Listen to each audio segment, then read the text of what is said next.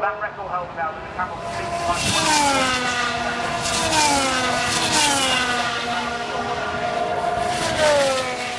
Hello everyone, welcome back to the Grand Prix Podcast. I am Elton, this is Andy. Hello. And you once again are joining me from the far states. I am. I'm still stuck out here in the far reaches of the western United States, in Sacramento in a minute, where you'll be happy to know it is currently 36 degrees, which is typically known as hot as balls. Right, okay. I don't understand the American terms of degrees. I was giving you it in Celsius. Well, yeah, if you want it in Americanisms, I don't know. It is in Americanisms. It's like 97. Right. Wow, hot. The important thing is it's fucking hot. Yeah, I'd imagine it is. It's hot here as well. Really? Is it really? Not as, but still. Yeah, it's not It's slightly warm. It is muggy, as the British say. Oh, it's very muggy. It's very close, isn't it? Oh, it's somewhat muggy, yes. And I think quite appropriate that two British people talking about the British podcast, British Grand Prix should do it talking about the weather. Because it's what we do. Because we're British. That is a staple in the British Grand Prix, is it not? It is indeed. And in our podcast, because I think the last time we did it, we spent most of it talking about the weather too. Yeah, most probably, yeah. So we've got a bit of news to start things off. One of us did go to the race, which is... Bastard. Yeah, it has to be done sometimes, mate. And, you know, it just so happens to be me this time round. Yes. And then we've got the British Grand Prix to talk about, which I would like your initial impressions on, straight off the bat, because I'm sure I haven't got anywhere near the same impressions, because mine are going to be skewed to buggery. Oh, they're going to be skewed. I mean, overall, it was enjoyable. It wasn't a classic. It wasn't the best Grand Prix of the season. Mm-hmm. But, you know, I enjoyed it, and there's some nice bits of high drama towards the end. A lot of excitement going on through the midfield, I felt, so much as people out of position working their way back up. Uh-huh. And yes, a couple of interesting Pirelli failures to spice things up a bit at the end. Yeah, definitely. I'm glad you said about the midfield, because that was quite interesting to watch, I felt. Yes. Is your neck sore, by the way? Is my neck sore? What, from... Well, just from watching going by. Well, yeah, going round in circles, isn't it? I saw the video you posted. Whereabouts was that? That was in the village. That was near farm. It was. Hang on. Let me get my program. I've got a program here. So, are we going to talk about my thing, or should we talk about the news before this? I think we should do the news first. Yeah, get the news out of the way. You need a news jingle, by the way. I will try and work it out. We have got a new in and out jingle as well, because I did managed to get some sound bites while I was there. I had I had one of my little outdoorsy microphone things. Did you get DC and Eddie Jordan tell you to fuck off? No, but I wish I had. God, I'll get onto that very, very soon. I'll get onto that. But in news, we had... Might as well stick with Silverstone now. Yes. On Tuesday, I think it was, that they announced they chose to break the clause. They've activated the break clause in the contract. Okay. And that means that were they tied into a certain time to run the British Grand Prix? So the contract they signed with Bernie was, I think it was until 2025, but you had a break clause you could activate before the end of 2017, which would end it by 2019.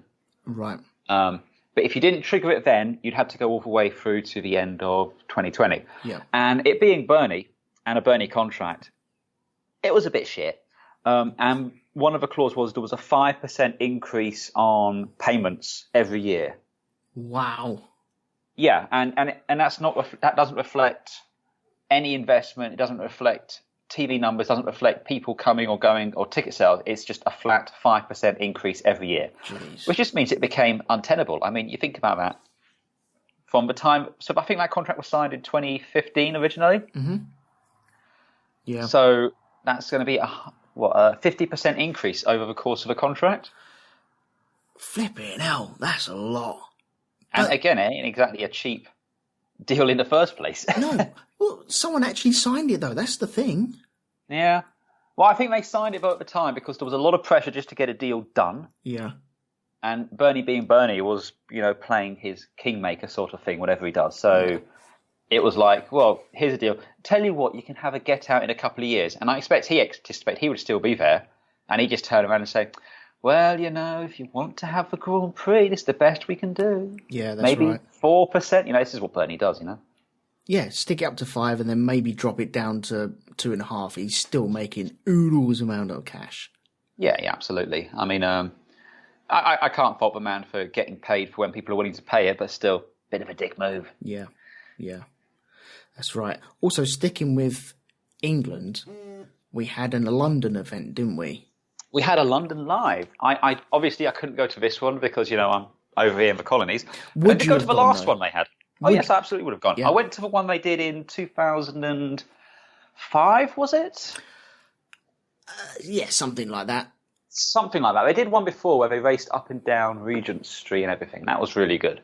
This one looked even better, though, because they, from what I saw on the videos, they basically cornered off all of Trafalgar Square and had a mini paddock there. And then they also ran cars up and down Whitehall. So up to Trafalgar Square and down halfway down Whitehall. Yeah. Doing lots of burnouts and everything. A couple of classic cars as well there. You had the MP4. Which one was it? Was it the 8 or the 9? Is that the 91 Senna car? Yeah, the 91 one. Right. And we also had a Renault, the first of the turbocharged ones and everything. And yeah, it was just really, really cool. And all of the current cars as well. Well, not the current cars, all of the current teams and drivers were there, with one noticeable exception. Yeah, okay. I think we should do that now. Okay. Mr. Hamilton was missing from this, wasn't he? Mr. Hamilton was noticeably absent, yeah. He was the only driver absent. He was indeed, yes. He felt he needed to focus on the race ahead. Right. I'm guessing from your tone that you're not impressed with this. I am not impressed. No, I am not. Look, I don't think I made any... it's no secret that Hamilton is not my favourite driver on the grid. I respect him. He's very fast and he's great and all that. But I do not like his attitude. I feel that the driver we had in the McLaren days, the only McLaren days, was quite humble. He was very much, a kid who's done good, was in Formula One, was excited about it. He was always very giving to the fans. Yeah. And don't get me wrong, again, you saw at the end of Silverstone, he was very kind of, hey, amazing and all that. But I feel the fame has somewhat gone to his head. And, I mean, straight up, he's a bit of a dick. Okay. I mean, that's the impression I get. And I'm sorry, I just... okay, there's 2 British drivers in Formula 1 at the minute. 1.5 if you want to argue it.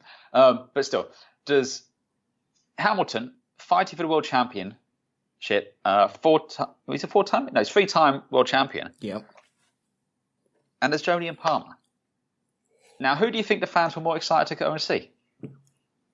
Well, yeah, in Great Britain, I can understand him missing it, but you would have thought that he would have attended because it is his home, not his home city, but his home Grand Prix just around the corner from this. And it was the whole event. I'm sure that they had on their schedule that, okay, everyone's going to be there. We've signed everyone up to be there. Brilliant. And then he's turned around and said... I'm somewhat surprised Liberty Media gave him the option not to be there. I'm sure I'm surprised since every other driver was there, and every team was there. I'm just surprised it wasn't a mandatory thing promoting Formula 1, especially in the own country. And I think Max Verstappen said if he hadn't showed up at an event in Amsterdam, he'd have been lynched. Yeah, yeah. Well, I think Hamilton was, because you had boos going on when his name was called out, because Vettel got a massive cheer. Which really? was, at the London event, which was the total opposite to what I heard at Silverstone. Yeah, Yeah, And I mean, yet- look, I understand his reasoning. At least I can see why he said it. But I think, I mean, he basically said he didn't want to go there because, and one thing I didn't like is he gave an interview about this. And okay, maybe it's just lost in the translation, as we both speak English. But the meat and the potatoes of what he said was, he didn't want to do anything that was a waste of his time. And yeah, exactly. It's just, oh, I'm sorry, the fans are a waste of your time there. I am paraphrasing, but that is fundamentally the gist of what he was saying. Yeah. He didn't see it as something important. It wasn't a necessity for him to do. It was, in his words, a waste of time. And again, if Vettel hadn't gone as well, fine. The two championship contenders have got to focus on their race. If some other drivers hadn't gone, fine. I could understand that. But every other driver went. Every single one went. And you're Billy No Mate staying at home because you want to sit and play on your PlayStation or whatever. and the thing is again, from what I gather from, and again purely from reading in the newspaper, so it's probably just all bullshit. But still, he doesn't strike me as the Senna sort who is going to be spending that downtime over at the simulator or spending it at the gym doing the training sort of thing. He's probably out just doing what he has to do to clear his head. Yeah. Yeah. And I just feel I just think it's disrespectful. I think straight up, going to those events is part of the job. And for a fact, Liberty Media want to do more of these events. Oh, And I think it's silly as well, because I think if he'd have shown up, he'd have had the biggest applause you could imagine. I think if he talks about getting energy from the fans, and he said it extensively after the British Grand Prix that Silverstone gives you energy, you're the lightning rod for all the fans and everything like this. He missed a chance to have every single person at the London event chanting his name. Yeah. Yeah, I think if he had been there, then there would have been booing Vettel instead. It would have been the pantomime thing, but because the good guy decided he was better than everyone else and didn't rock up, then Vettel got all the cheers and he got all the boos. Now, that's not to say I'm not applauding him for making his own mind up and doing whatever he wants to do. He's more than entitled to do whatever he wants to do. I just think it may have been a slight mistake not to turn up. It doesn't look even great. if it was just turn up for 10 minutes. Turn up, wave at the crowd, say, look, you guys are great. I'd like to stick around, but I've got a lot of training I'm doing at the minute, but I wanted to come down and just show my support to the fans. Yeah. Just that. Hell, even a video message, if nothing else. Yeah, I'm partying away in Malibu. Yeah, but you do all that, and then again, and you can see this interview. It's on the Sky Sports website, and he basically just says it wasn't important. It wasn't worth my time to do. Yeah, I just find that disrespectful. A little bit, yeah, especially because London shut down for this as well, didn't it? God, yeah. For all intents and purposes, it wasn't a great event for the spectators there. Once you were there, you were locked in. If you were there watching the cars, you were there locked in watching the cars. Mm-hmm. I think Dave Probert, who we both know, he had problems getting back into his building because I think he went out to lunch and then came back and everything was on lockdown. And he had real trouble getting back into the office. And he couldn't give a blind monkeys about F1. I'm sure. And yeah, he said it was just terrible. The movement was just, you just couldn't. And I think if you was looking at the stage, then that was it. You were stuck at the stage. If you wanted to look at the cars, you could look at the cars, but you couldn't see anything else. What they should do is do this somewhere like Hyde Park. Yeah. Bit more open space where you could almost do a mini Goodwood there. Yeah. And then you could also run the cars up and down the Mall. So obviously you have to do it when the Queen's not around. But still, that I think would be good. Where do they do the Formula E? Is that in Hyde Park? I think it is, yeah. It's up and down. It's down past... It's down the Mall and around St James's Park, next to Hyde Park. On the cycle lanes. Yeah, but yeah, why not? But I think if you did it somewhere like that, you could almost treat it like a mini Goodwood, where you could have like a big space open out and you could just walk around a bit more freely. Yeah. and see stuff. And I think that might have been Yeah. kind of a nice touch. Yeah, that might work. I think just the logistics of thinking about it. The thing that really bugs me, I think maybe. Also, we should probably say this was pretty last minute from what I gather. This was kind of only thrown together in the last 3 or 4 months. Oh, was it? Okay. Yeah.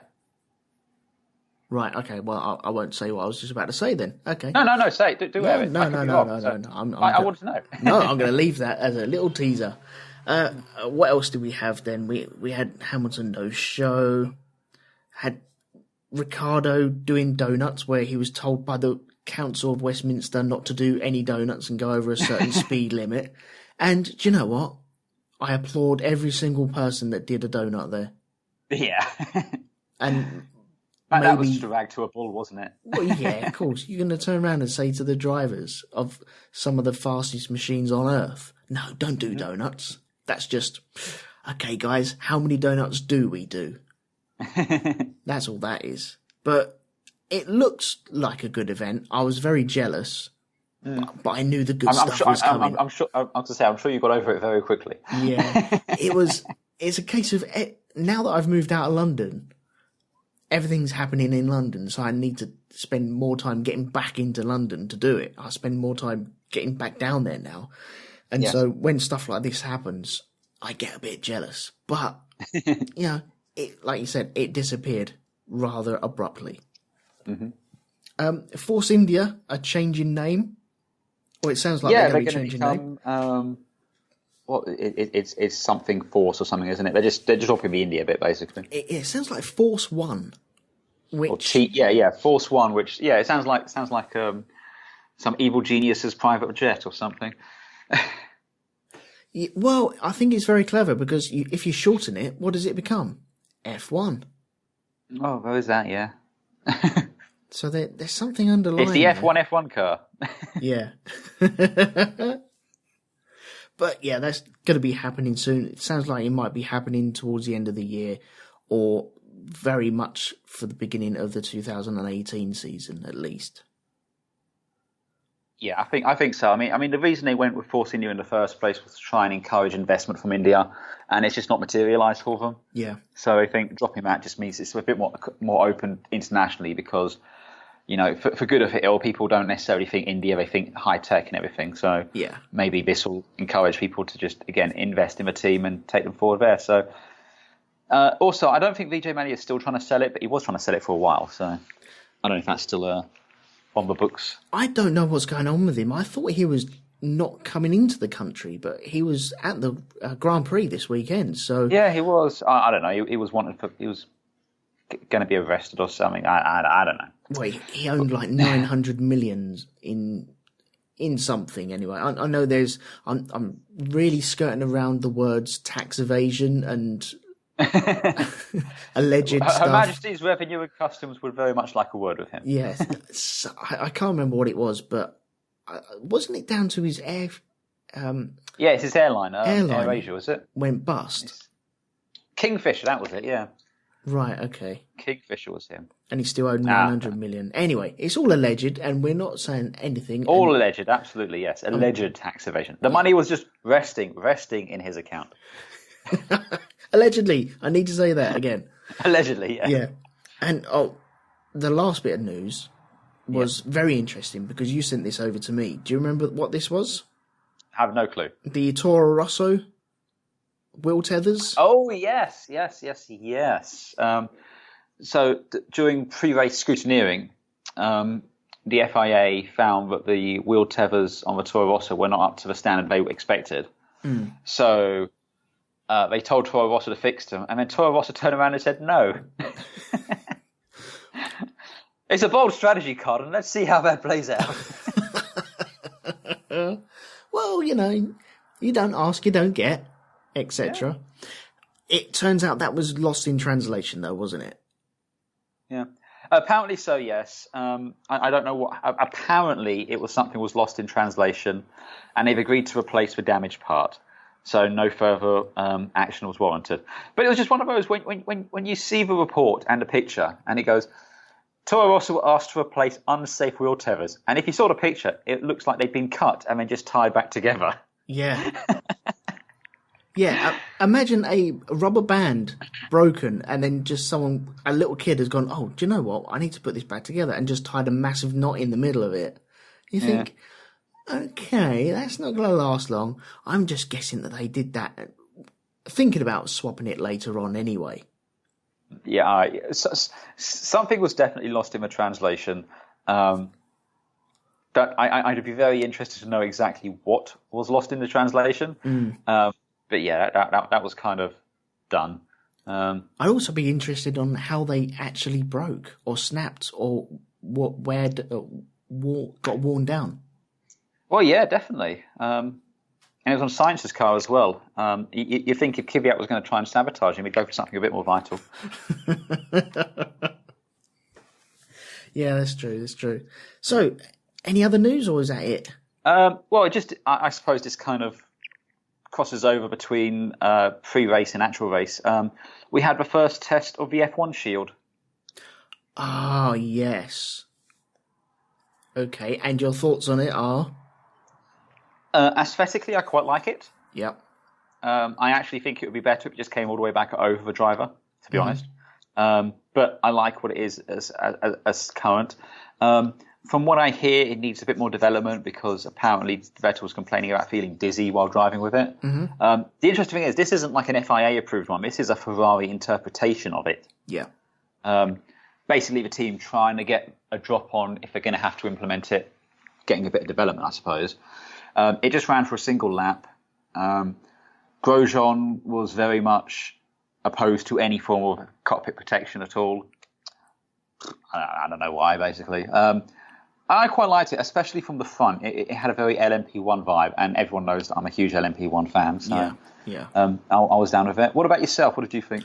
Under the bright lights in the garage, I thought it looked rather swish from certain angles. I thought it looks really good. Once you go out into the sun and the natural light... The reflections were a bit of a problem, definitely. The natural light bounced around it and caused many, many problems. It was good that they sent out Kimi Räikkönen behind him as well, because then you had a comparison on TV as to what you would actually be seeing. And you could see Kimi's helmet very clearly. Vettel just disappeared under a blaze of sun. And it was very disappointing. I've got a picture here for you. If you just scroll down this article, there's a really nice overhead shot of it. Yeah. It's the second picture. I mean, I like it. I think of all the options presented so far, it's my favourite. I think it looks cool. I think, okay, as far as the helmet goes, well, they've got big bloody numbers on the cars these days, you know. I can see number 5 from number 7. I know who's who. So I don't particularly care necessarily about seeing the helmet that clearly. I also think if you do something like that, you've got the option for sticking a small camera either side of where the shield meets the canopy, like you have in LMP1. So you can have a camera looking back at the driver at work, which I think would be really cool as well. So yeah, in that respect, I think that's cool. Actually, speaking of camera angles, going back to the F1 Live event, there was an interesting angle. I think it was on Stoffel van Dorn's car, but he had a helmet cam and there was a camera on his steering wheel as well. Which was interesting. Right, just angles you don't normally see. Is that the one that was, as he turned the steering wheel, the whole world turned with it? Yes, that one, yeah. Okay, yeah. Do you know, I could do that a little bit. Oh, no, I'm not saying that's an angle for all of it, but I do think a rear-facing camera to show the driver at work would be a good camera angle. Well, they used to have it on Alonso's car when he was with Renault, because I always remember it was by the wing mirrors. And he'd always do his weird little chirpy finger thing every time he won a race. Do you remember right, yeah. But I think that was when the wing mirrors were more further away from the driver, when they were more on the edge of the side pods. But they do have a rear-facing camera anyway. Every car is fitted with it, and it has to be 4K high def. Yeah, but it's fitted up above. It's to look rearwards of the car. I'm saying it would be nice to have one showing the drivers at work. Oh, no. They've got one facing the drivers, but it's only for impact crashes. So I'm guessing it just triggers when an impact happens, because they want the data of what happens to the head. Yeah. And that was implemented this year, I think it was. Yeah. Okay. So that. Well, I mean, again, it'd be interesting to see. I just think, again, that would be a good angle to have. And it would get away from the whole you can't see the driver standpoint. Again, the shield's going to need more development. I mean, again, in my other life, I take a lot of photos of aircraft. And aircraft canopies have gotten around this by being polarized. I mean, the F-22 one's got like a gold tint, which looks fucking awesome. Yeah. So, yeah, they will find a way around this. I think it's inevitable. I think it has to happen. I just don't think you can consciously know there's a solution which could solve a problem of potential impacts. Because if someone dies because they didn't bother to introduce the screen, then that's just unforgivable. Well, this is what they were saying on one of the shows during the weekend. Now the cat has been out the bag. Yeah. The question is being asked, and now they need to find a solution to this question. And if they skirt around it and don't do it and someone hurts themselves, then there's a lot of lawsuits just waiting to happen. Now, it's funny, given how much Formula One is all about being at the cutting edge of innovation and technological change, it's very resistant to change. It's always like trying to steer an oil tanker. You can kick the wheel hard over, but it takes a long way to turn. So, but having the guys exposed is a fundamental part of F1, surely. It's the same as the open wheel aspect of it. Once you start enclosing the wheels, then really, is it F1? I think F1, okay, you can make an argument, but again, the wings on F1, which are now an integral part of Formula One, only came about because they help the cars go faster. Again, you look back when they've gone to the wider wheels now, but for a long time the thinner wheels were an integral part of F1 to lower grip, to reduce corner speeds. I mean, the question I suppose is you've got to distill down to it, what is Formula One? And to my mind, it should be an entertaining racing series, showcasing the fastest cars for the kinds of circuit they're going on, which are able to race. And to me, the open cockpit and open wheel, they are not necessarily be all and end all of that. I mean, quite frankly, if you enclose the wheels like they've done with IndyCar or with Formula E, the cars will go faster and probably can pass better. Oh, and they would, I will trade open wheels for better passing and overtaking any day of the week. Okay, fair play. Yeah, if you want to listen to me and Andy talk about open cockpits and closed cockpits and halos, I think it was in the Australian race when Alonso had his big barrel roll at the beginning of 2016. We did a big thing there. We've touched on it every now and again throughout these, and I'm sure we will do in the future as well, because there's going to be many, many designs, but I think this is the best design so far. Of the ones we've seen so far, this is the best. Yeah. I don't think this is its final iteration. I would still prefer closed cockpits entirely. But, from what we've seen so far, I think this is the best. Cool. Okay. Right. Well, shall I go on to my visit on... Shall we do Mr. McManus visit Silverstone? Okay, really quick. I'll do it as quickly as I can, because there is quite a lot to get through. I think up until the race. Look, don't even pretend, man. You got to go to Silverstone. Right, yeah. Settle in, people. Okay. 4 and a bit months ago, I changed jobs. And about 3 weeks ago, I was asked, did I want to go to the Grand Prix? Working at the Grand Prix. You've had the option to do this before, haven't you? Was it last year? No, I haven't. I've never had the option to do this.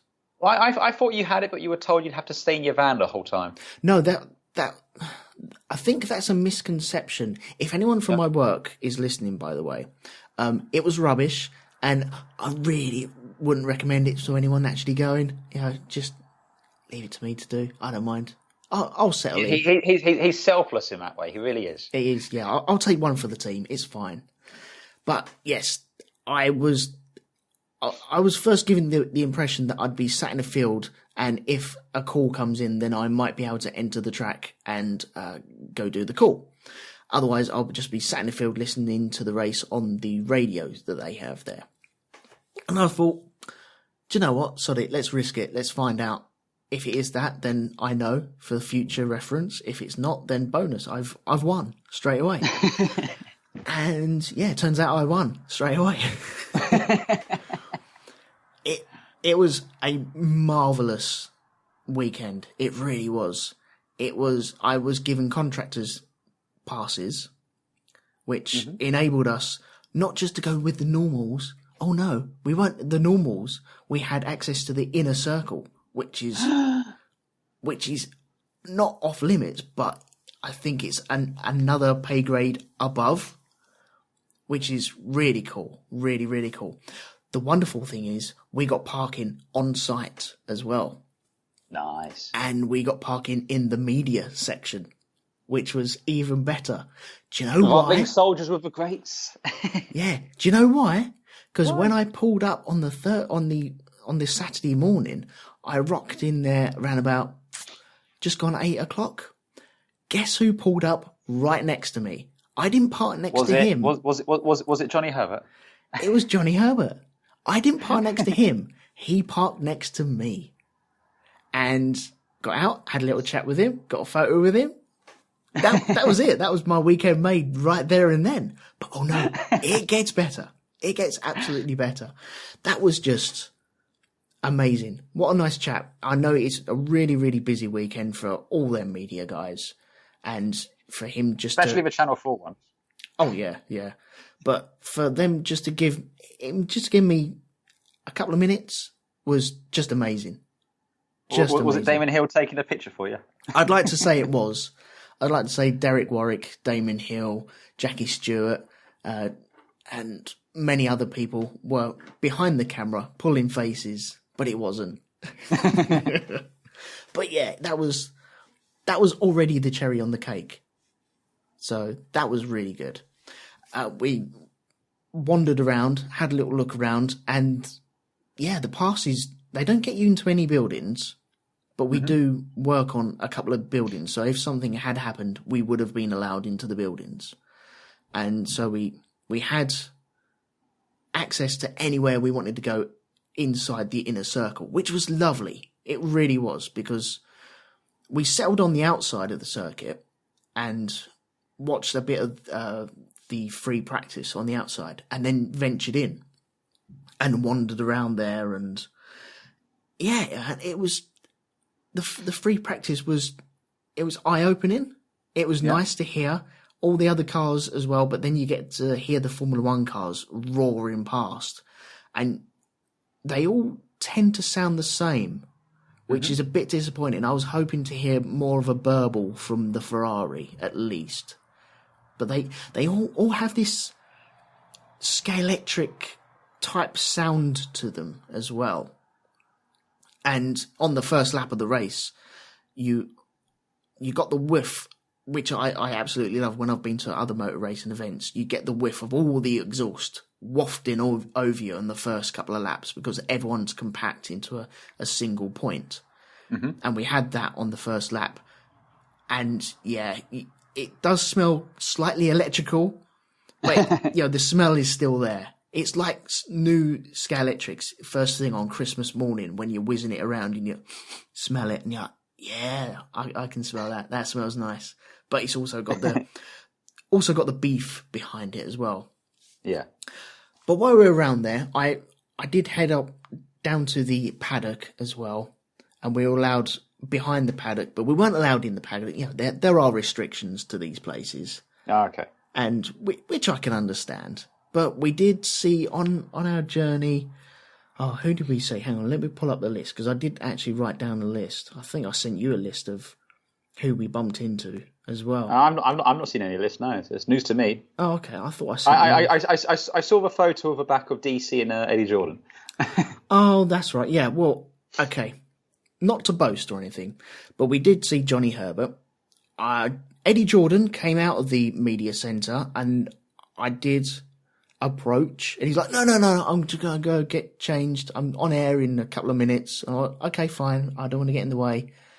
But, Eddie Jordan told me to fuck off, basically. So, brilliant. Excellent. You are in a steam company there, because I think only you and everyone else in Formula One at one time or another. I've joined them ranks. Excellent. You are. You are in hallowed halls indeed. Yeah. We had David Coulthard walk past us at one point. Didn't realise, it was a case of, oh, who's that over there? And he'd already walked past us, like, oh, bollocks. But it's fine. Who else we see? We saw Jenson Button there coming out of the... You know, when you see the slow motion as the drivers enter the circuit through the stable doors. Yeah. The turnstile, like the very posh turnstiles. We found them immediately and hung around there for a little while. We also saw Damon Hill on a bike pedaling up a hill. He looked like he was really struggling with that hill, but you know, I've just noticed that Damon Hill on a hill. There we go. But yeah, we saw Damon Hill on a bike. Sergio Perez, after qualifying, coming out, saw him looking quite glum. Saw Claire Williams, saw Jackie Stewart. We saw Ted, but it was through tinted glass. We saw him jump into a car and he was like, oh, he's in there. And then the door shut and it's like, oh, balls.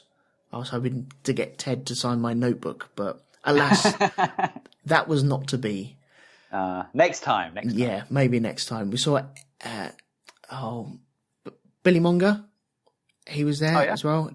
He was driving around in the golf cart, so he drove past us. Saw Jensen again on a scooter. Gave us a little nod. We were on a hill on where was the actual corner? Hang on, it was where we were sat. Hang on, Farm Curve, which goes into the village and then the loop. No, it was on the village and then in the loop. We stood on the hill there, and there's a big screen there, and Jensen came past on his scooter, gave us a little nod after we went, oh, Jensen. Who else did we see? Did I say Claire Williams? I think I saw Claire Williams. You have said Claire Williams? Yeah. And, yeah, just other little people as well. Daniel Ricciardo drove past us in an Aston Martin, a very nice Aston Martin, shall we say. Sweet. That was awesome. And, yeah, it was just such a good weekend. I was blown away by the sound of the cars. I was blown away by the speed of the cars. Blown away by when you're sat on the Wellington Straight. We got over into the inside of it, and so the cars are on your side of the track, braking towards. Hang on, what corner is it? Let me just get the map out. They were braking into Brooklands, and they're on the right hand side of the track there. And we were on that side, which is the access all areas side. And when they're warming their tyres up and they're coming down the straight towards you, they're right close to you. And it's also, oh, hang on, he's swerving them. Oh, that looks different. But, yeah, we've seen that on TV millions and millions of times, people warming their tyres up. But when you see it very close, a couple of feet away, it's an half different. It really is. But it was superb. It really was. I was well chuffed with it. I really was. So awesome. This was your first time seeing Formula One cars in anger? Yeah, I've seen cars, not driven though. I've been around the expos that they've had before. I've seen Senna's car, I've seen Nigel Mansell's car, I've seen Nigel Mansell's Indy car, and the green Jordan, and other little ones like that, the footwork as well. I've got lots of photos of me as a teenager just staring at these with my jaw open going, oh my God, it's a Formula 1 car. But yeah, this is the first time I've seen any type of Formula 1 with pedal down to the ground, full blast, full attack mode as well. And yeah, really impressive. And Silverstone as well, where we were, we could walk from the village and we could walk up to Maggots and Beckett's. I managed to get down to Stowe, got down to Club, round Luffield as well, and Cops Corner as well. It was just brilliant. It really was just brilliant. I would highly recommend it. But if you're going to do it, try and get into the middle. So a happy bunny then? Oh, yes. I've asked for the Friday days as well next time out. Oh, good. Yeah, that makes sense because, you can still get stuck in a lift on a Friday. Oh, God, yes, yeah. Well, you got two practices there. Everything's going to be a little bit less, a little bit more chilled, I would imagine, because Sunday was huge amounts of busy compared to Saturday. So much more busier on the Sunday than on the Saturday. but not as busy as previous years, as to what I've been told. So it does sound like it wasn't as busy as other years, but it was good. It's also really weird seeing Silverstone from unfamiliar angles. Yeah. It's quite weird because I've been watching this track for years and years.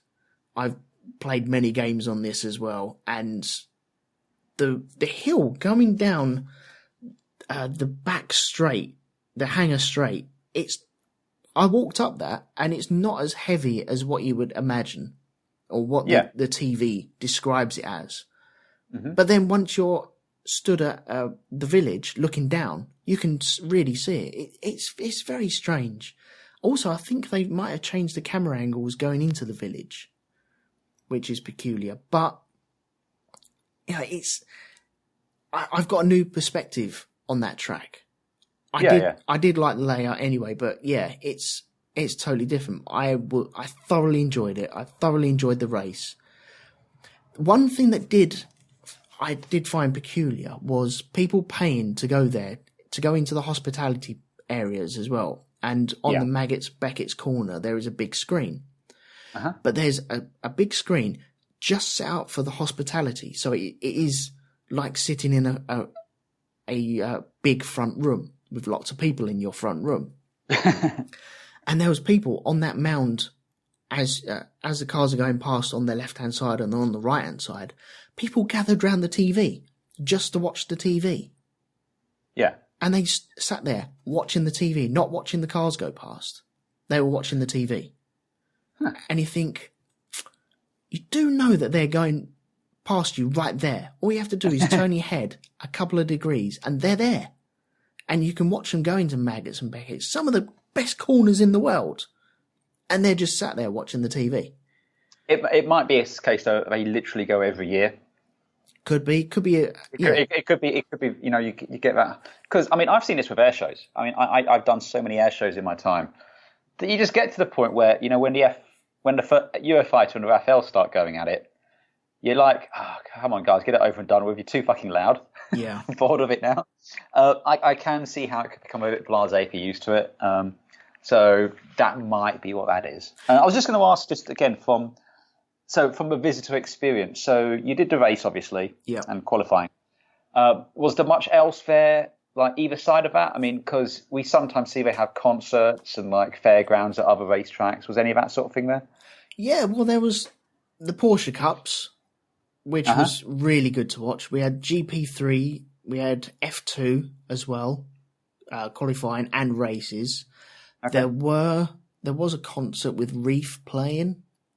That was no Ed Sheeran. No. he was just in Game of Thrones. He was. Yeah. I haven't seen it yet. But fingers crossed he gets bludgeoned to death. But yeah, there was plenty to do. You had the Red Arrows as well. They had their display. Cool. We thought that they might get cancelled because of the low cloud cover, but it was high enough so they could actually do some displays, which was really nice. Trying to think. Oh, Williams had their 40th anniversary there as well. Oh yeah, apparently did they run some of the old cars? They did run some of the old cars, yes. And I think they had more of a display on the Saturday than the Sunday. I didn't see it on the Saturday, but they did run Nigel Mansell's car around there. They had the six-wheeler and Rene Arnoux's Renault round the track. But they only did 2 laps. Okay. Only did 2 laps, which was a bit disappointing. Yeah. Because by the time you got your camera out ready for the next lap, then you didn't know when it was coming along, and all of a sudden the Nigel Mansell's car was gone.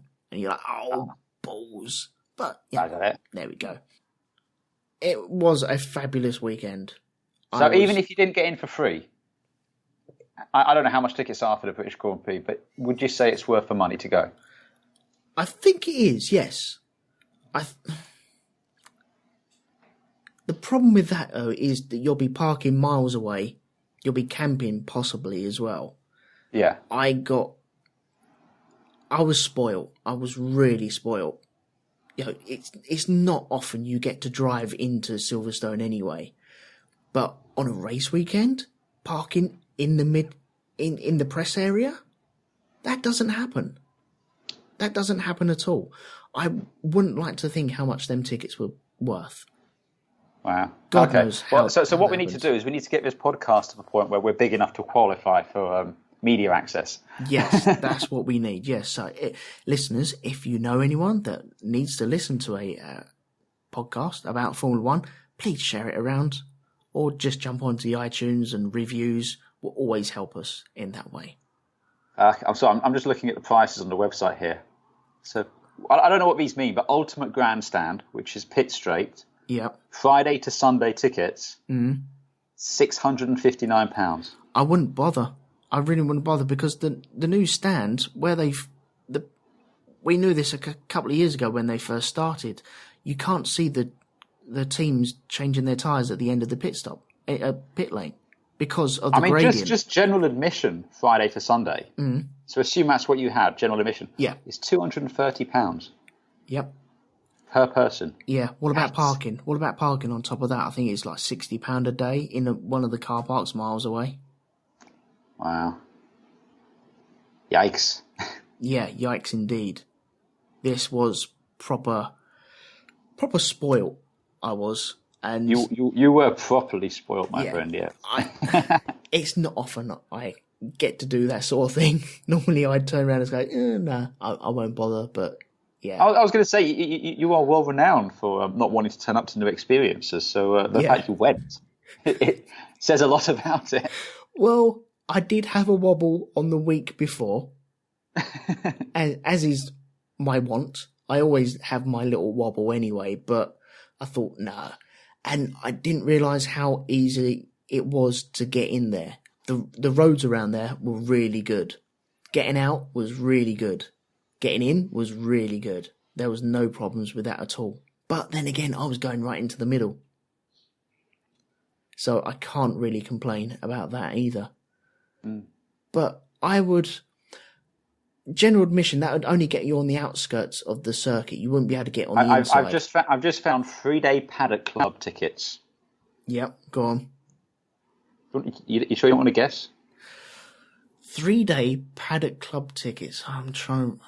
Right, okay. I reckon you're talking about £400 plus. Oh, very much plus. Very much plus. Really? 3-day Paddock Club passes. Yeah. £4,138. Flipping hell. I'm sorry, for that much, I kind of feel that I need to be allowed to just drive around in the car, just to say to the guy, get off and you get out of the car and I'll take it from here, Lewis, because I paid that much for it. I'm now a paid driver. Yeah. That's right, yeah. I would want to meet as many people as I could for that. I think I'd feel entitled to... If I'd paid that amount of money and Eddie Jordan said, no, do you know what, I'm just going to go change my shirt. I was like, no. Come here. I want my photo. But yeah, I would highly recommend it, even if it is outside with the norms. Yes. I would recommend it, yeah. There's plenty going on. There is plenty going on. But we had a real good view where we were. We based ourselves really well. And, yeah, you can get on the inside of almost every corner. There's a little bit where the helicopters are landing. They frown upon people walking across that field. Mm-hmm. But apart from that, no, it's pretty much everywhere. Anywhere you want to go, which... Wow. I totally loved. Really loved. Right, that is it. That's me. That's Elton. That's Elton's day out. Yeah, that's my gloating. Well, I'm really glad you enjoyed it. Yeah, I'm definitely jealous. And yes, damn you, sir. Okay, right. I think with that being said, I think we should get onto the free practice. Oh yes. Free practice. FP1, I know we've already spoken about the Ferrari and the Shield, so that was a thing. Palmer didn't really get any time out. Massa and Stroll broke aero parts on their car, on their floors. Yeah. Which was weird because it was the same part that broke. So maybe they were running it too low, or there was a problem with the development of that. And Bottas, I think this was beforehand, but they swapped out his gearbox, didn't they? Yeah, so it was already known that he'd be having a 5-place grid penalty. Yeah, they published a statement about what that was. Apparently, Mercedes had tried a seamless shifting mechanism. And both gearboxes, Lewis's one and Bottas's ones, showed the same possible failure. Mm-hmm. Now, they basically, Bottas showed the same failure after Baku, the same as Lewis, but it didn't look as severe, so they thought they could risk it for another race, and they did, so he was fine. But then they decided they didn't want to risk it until Budapest, when they were meant to change it regardless. Yeah. So, after that, they swapped that out, and he was going to get a 5-place penalty. Okay. Didn't Ricciardo have a penalty as well? Ricciardo also had problems. Hang on, let me just find exactly what was up with him. I think his were engine problems, not gearbox, though. Okay. Because again, he ended up being a lot further down the grid. Because he qualified. I'm just skipping ahead a little bit, but yeah, he ended up. Oh no, he went out in Q1 as well. So yeah, he broke down in Q1, didn't he? Yes. Oh no, his was Ricciardo had a 5-place penalty for a gearbox change, and in addition, a 10-place penalty for additional power unit elements. So they swapped out engine bits and pieces. Mm-hmm. Surprise, surprise, Alonso ended up with a 30-place grid penalty for additional power unit elements. I'm shocked. But yeah, all of that was done, I think, before the free practice. They did all those engine changes beforehand. So yeah, I am surprised with Fernando Alonso. I'm shocked. No, really, I am. No, stop. Come back. Although he did have a bit of redemption in qualifying, which we'll get back to in a brief second. Yes. FP1, as we've said about Ferrari and the Shields, they planned for a full run on it. So maybe a couple of laps with it, but Sebastian Vettel said he didn't like it. It felt a bit queasy looking through that, which I can understand. Be a bit off-putting. And also at speed, the air was being forced down behind his neck, which was forcing his head forward, which was creating problems. So, yeah. But that's why you do these sort of tests. It's so you can figure that out. Yeah, that's right, yeah. FP2, Maggots and Beckett's was proving a bit of a challenge for people. I think it was Sainz. He ended up going across the Williams 40th year. They had a big logo embedded onto the grass, and he drove straight through that, which was nice to see. Massa, he got in the way of Verstappen. Yeah. Which could have ended up in tears. It didn't, but it was a case of Massa didn't really... I don't think he was looking in his rearview mirrors, and Verstappen was kind of poking his nose in where it wasn't really required. And it could have come to tears. It didn't, thank goodness. But that's that. FP3, I wasn't writing anything down because I was there. Yeah, you were busy going, hey, there's a car. Oh, there's another car. There's another car. FP3. Where was I on FP3? I was sat. Hang on. Let me get back in the map. I was sat on the Wellington Straight on the bridge, near where Kimi Räikkönen had his crash 2014, when he ended up destroying his Ferrari into the Armco. Yes, I recall it vaguely. Yes. Sat on the mounds on that. The first bit, we were looking at Brooklyn, so the cars were coming across and then whizzing under the bridge and away from us. And then we decided to look on the other side as they were coming towards us. Then we jumped over the bridge to the place where we were allowed and went trackside, and that was just amazing. That was mind-blowing. Wow. That was brilliant stuff. Although it didn't feel like they were turned up to the max, which I'm sure they weren't, but it was just amazing. I don't know really what happened during that. I don't think anything happened, but I just had a bloody good time watching cars go around. So that was free practice all over and done with. And on to the qualifying. So, qualifying. Yes. It started to rain. in the qualifying. I'm trying to think where it actually started raining. I think it was at the very beginning. As qualifying. Yeah, that's right. Yeah, as qualifying. I would have thought started, it'd be because I didn't get to see qualifying because, like hell, I was waking up at 5 o'clock in the morning twice in the shop. Alonso set the fastest Q1 time, which was 11 seconds slower than the class fastest Q3 time. Okay. Which says to me that there was probably rain or something like that at play. Alonso's lap was brilliant. You had drivers going out on the slick tyres. Then they were radioing back saying, no, look, we need inters. So they jumped in, went for the inters, and put some laps in. Then Alonso, I think, was one of the overall first to put some slicks back on. Mm-hmm. He came out on the slicks, and they timed it to perfection, that lap. He was looking awesome on that car in the rain conditions and also on slicks. And as he crossed the line, the flag dropped. So his car was probably halfway across that timing bracket when the flag dropped. That's how close it was to him getting that lap in. And it caught all the commentators by surprise as well. Everyone thought that he hadn't made it, but he had just made it. And then he went round and then he put his car at the top of that grid. To see Alonso's name in qualifying at the top of that grid. In a McLaren. In a McLaren Honda as well. Was just brilliant. It was just fantastic. We did have Daniel Ricciardo. He did a couple of laps and then ended up breaking down. He did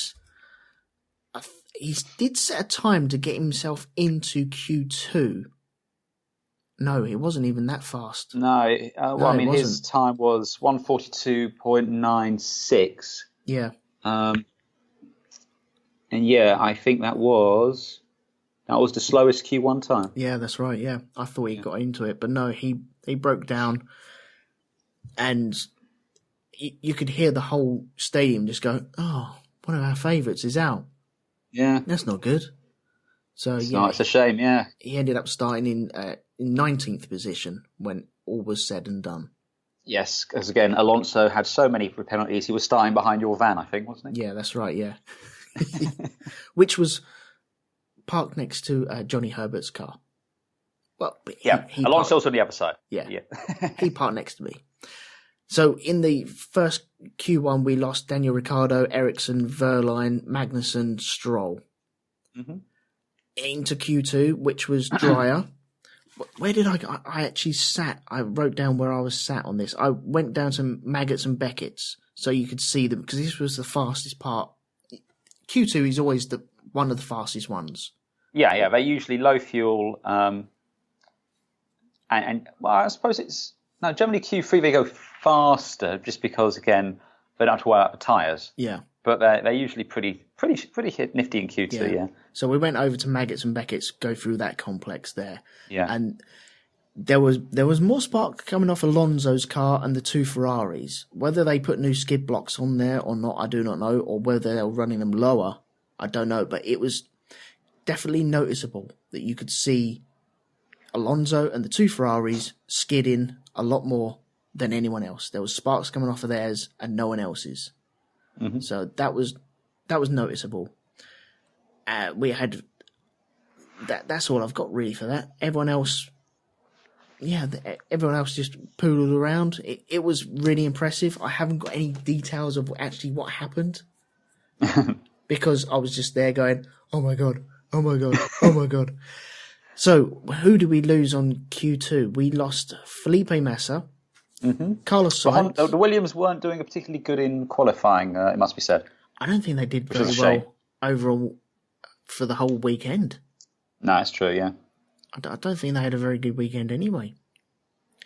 Yeah. So we lost Massa, we lost Sainz, Alonso as well. Kyvatt went out and Jolyon Palmer. Yeah, that was a shocker. Old Palmer getting to 11. Is that a shocker to get up to 11 or down to 11? No, straight up. Yeah. Up, fastest in Q2, only just missed out. Yeah. I'll give the guy a kick in every time he deserves it, but I'll doff my cap to him there. Fair play to him. Yeah, I don't think he was feeling the pressure this weekend. Well, apparently the team principal assured him that he wouldn't be replaced mid-season. That just won't happen. Yeah. Because there was a lot of talk that he might get booted out by Budapest.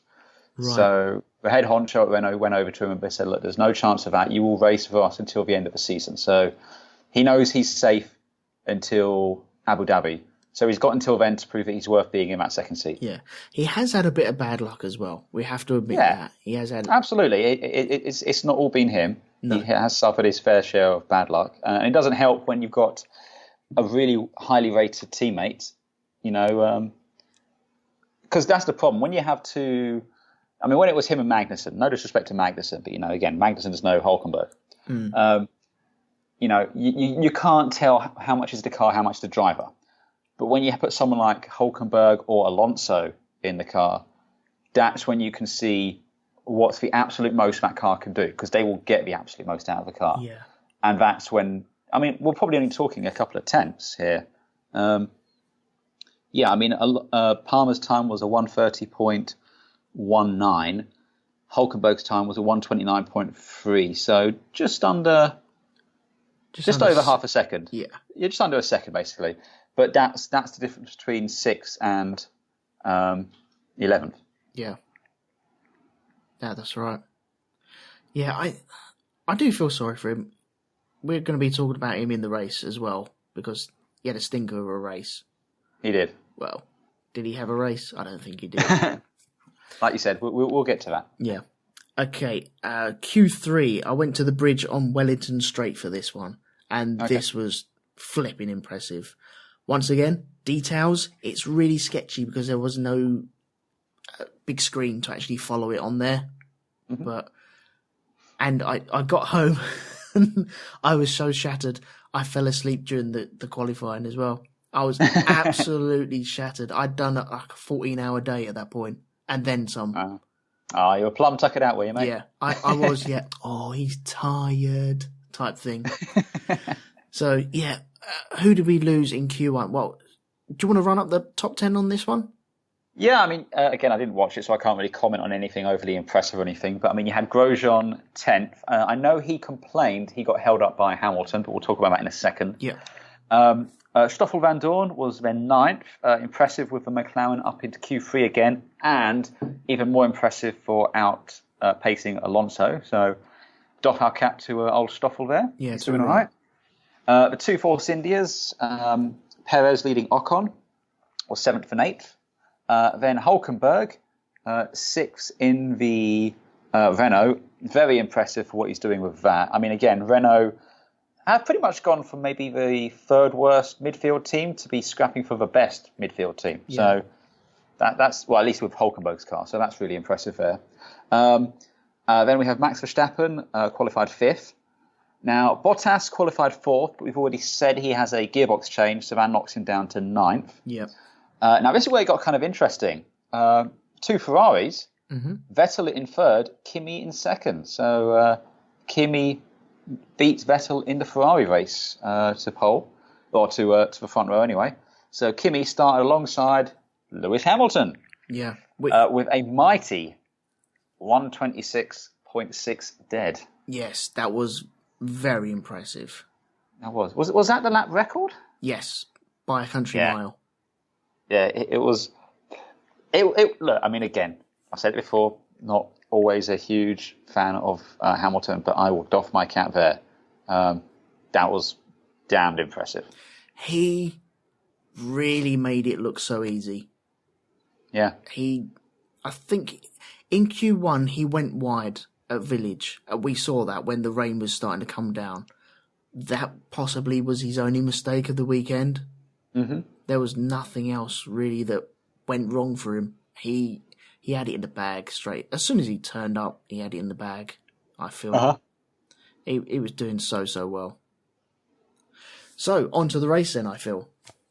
I think so. Just trying to think if there's anything else. Oh, okay, so let's just touch on very briefly Grosjean and Hamilton. So, yes, yeah. Grosjean, basically said that Hamilton had blocked him on his first run. Or he felt he'd been blocked on his first run, and then that went to the stewards. The stewards decided there was no further action to be taken.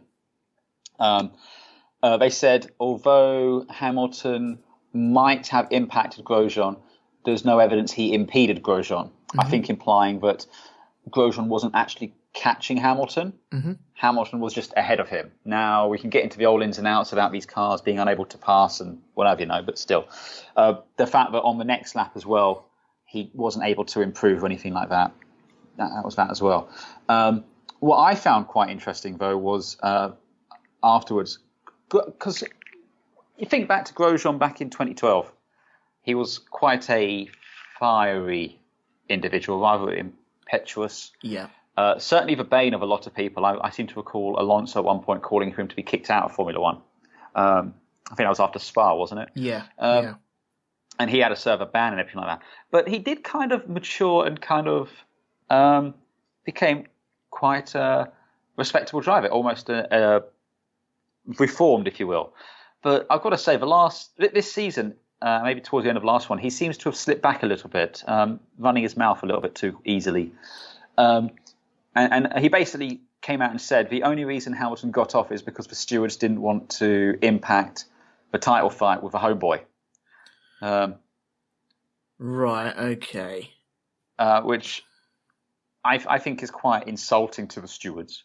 And then Toto Wolff came out and said Grosjean shouldn't be throwing stones in glass houses when it comes to who should or shouldn't be racing in Formula One or something like that. Yeah, I think the only time that we've heard Grosjean this year is when he's moaning about brakes. Or moaning about something. Yeah, but I don't know. Yeah, he has calmed down a little bit. There is still that fiery temperament that I do. He is French, I suppose. So. Yeah. I do like that about him, though. But I don't.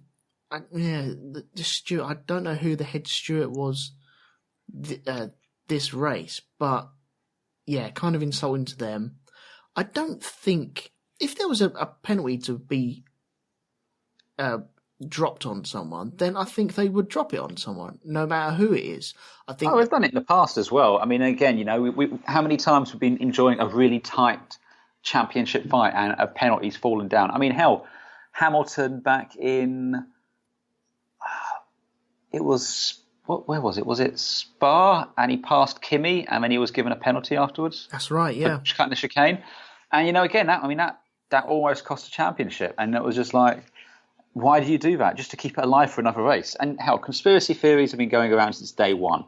And it gets stupid. But it's shit like that throws fuel on that fire. Yeah. Because then you'll have someone say, oh, well, the drivers know the inside story, and they must know that it's true and everything. It's just like, fuck off. I'm sorry the decision didn't go the way you wanted it to go, but you weren't going to go any better than 10th, maybe 9th. But, that's right. Whatever.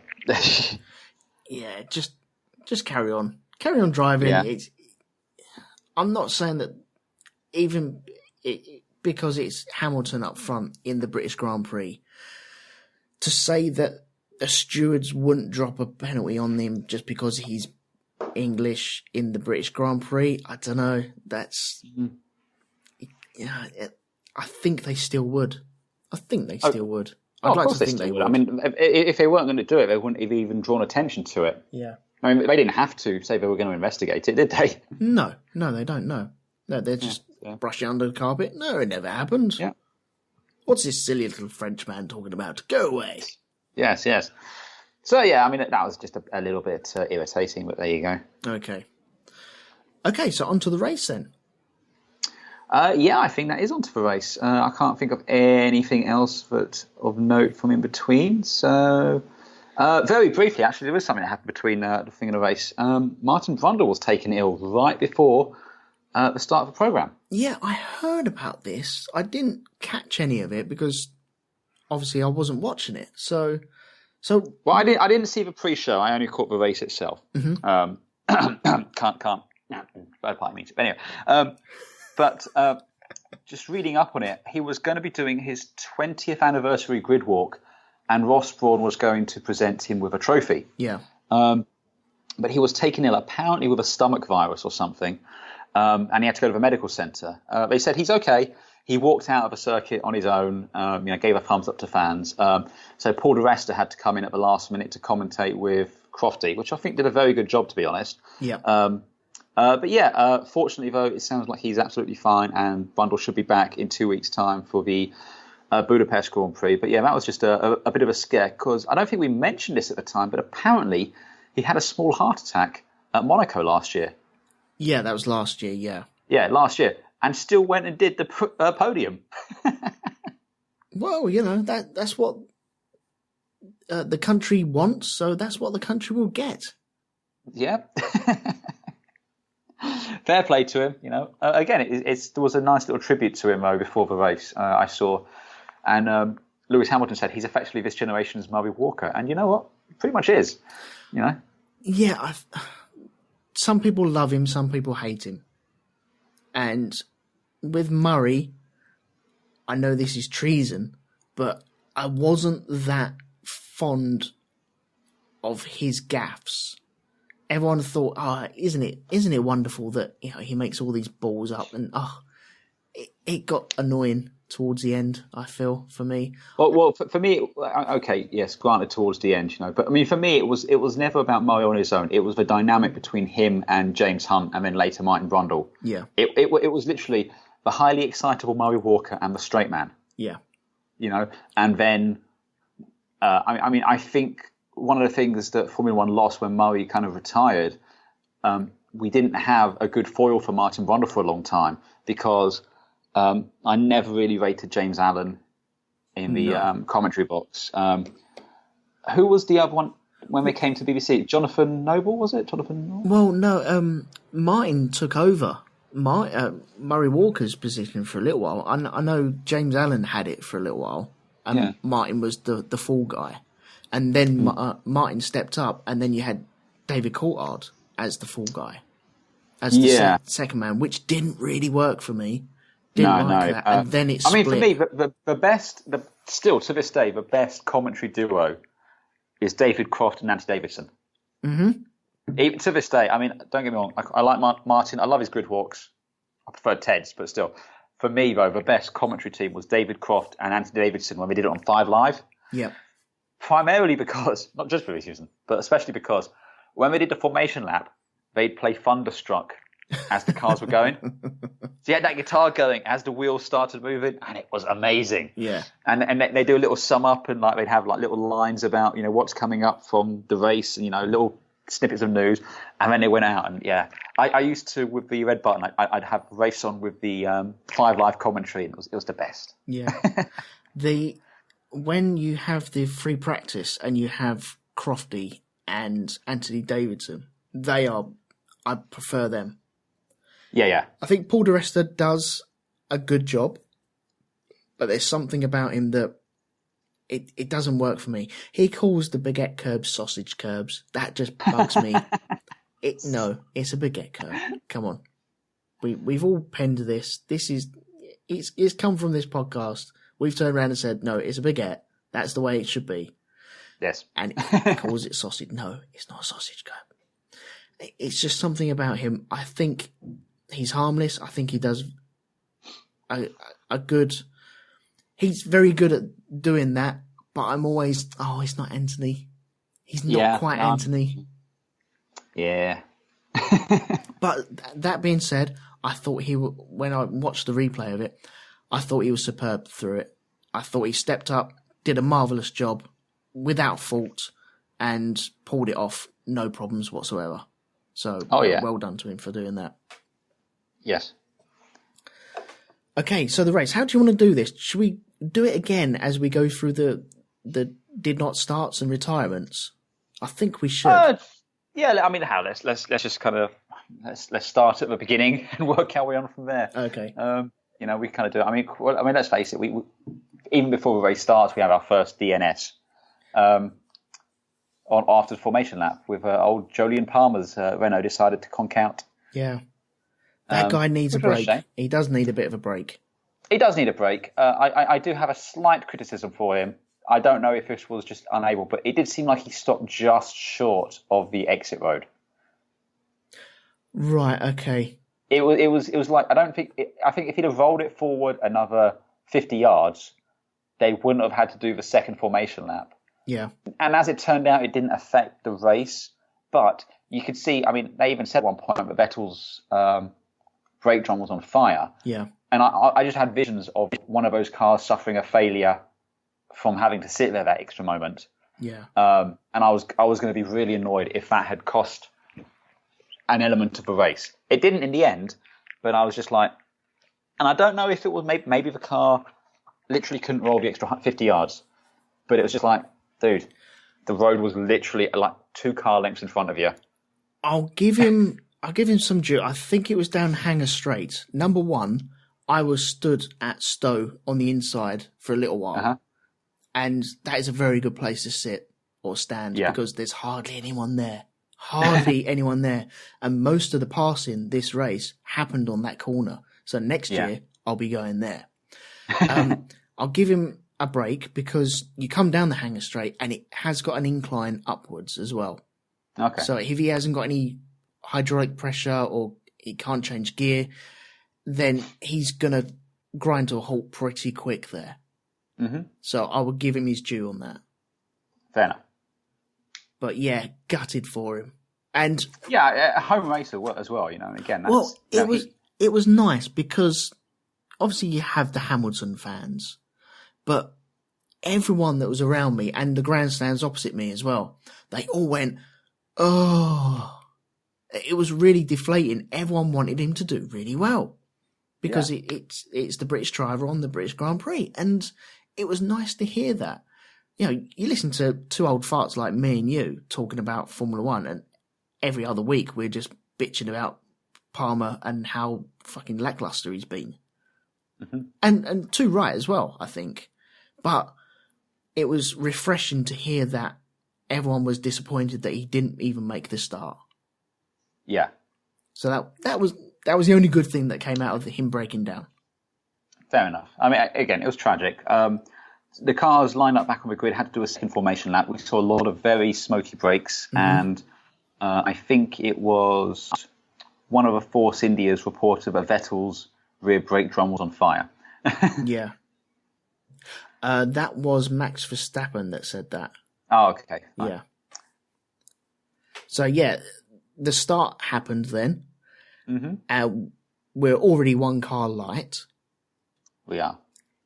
And the start, the crowd going wild at this was amazing. I think everyone was cheering on Hamilton to get into the first corner. And I have it recorded. I might stick it at the end of this. I'm the only idiot that went, go on, Kimmy. How did you make it out alive? I don't know. What an idiot.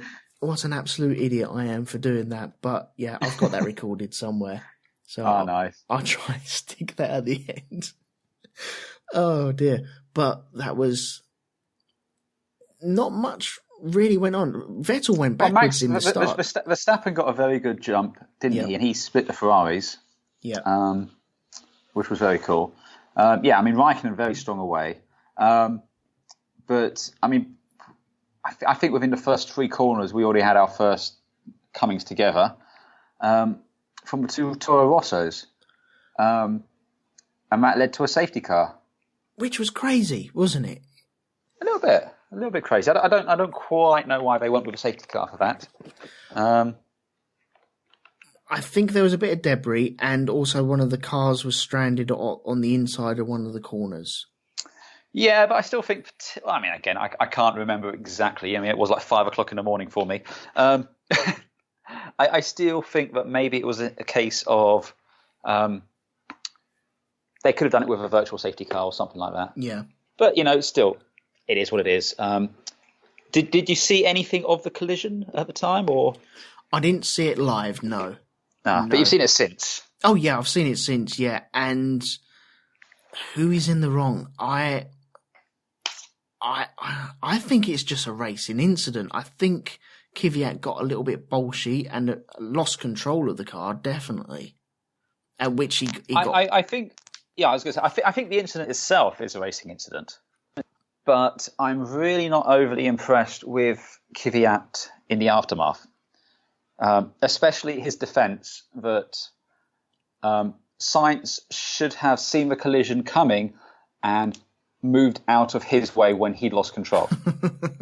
So Kyvatt's lost control, has come off the circuit, is barreling towards him, and it's Sainz's fault that he ended up being collected because he should have just known I was going to crash.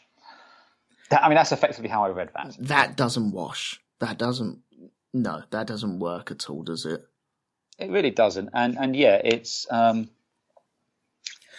it was an interesting thing because it was set up in Cop's corner because Kyvatt went to the inside and Sainz went round the outside, didn't he?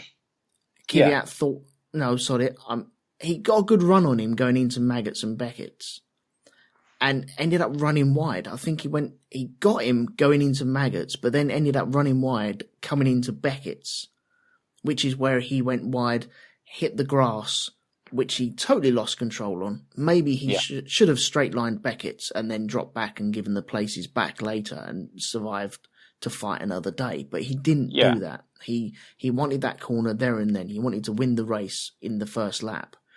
Yeah. And sideswiped Sainz. And I don't think Sainz had anywhere to go. I don't think either. They were both being a little bit ragged. But again, it's that first lap.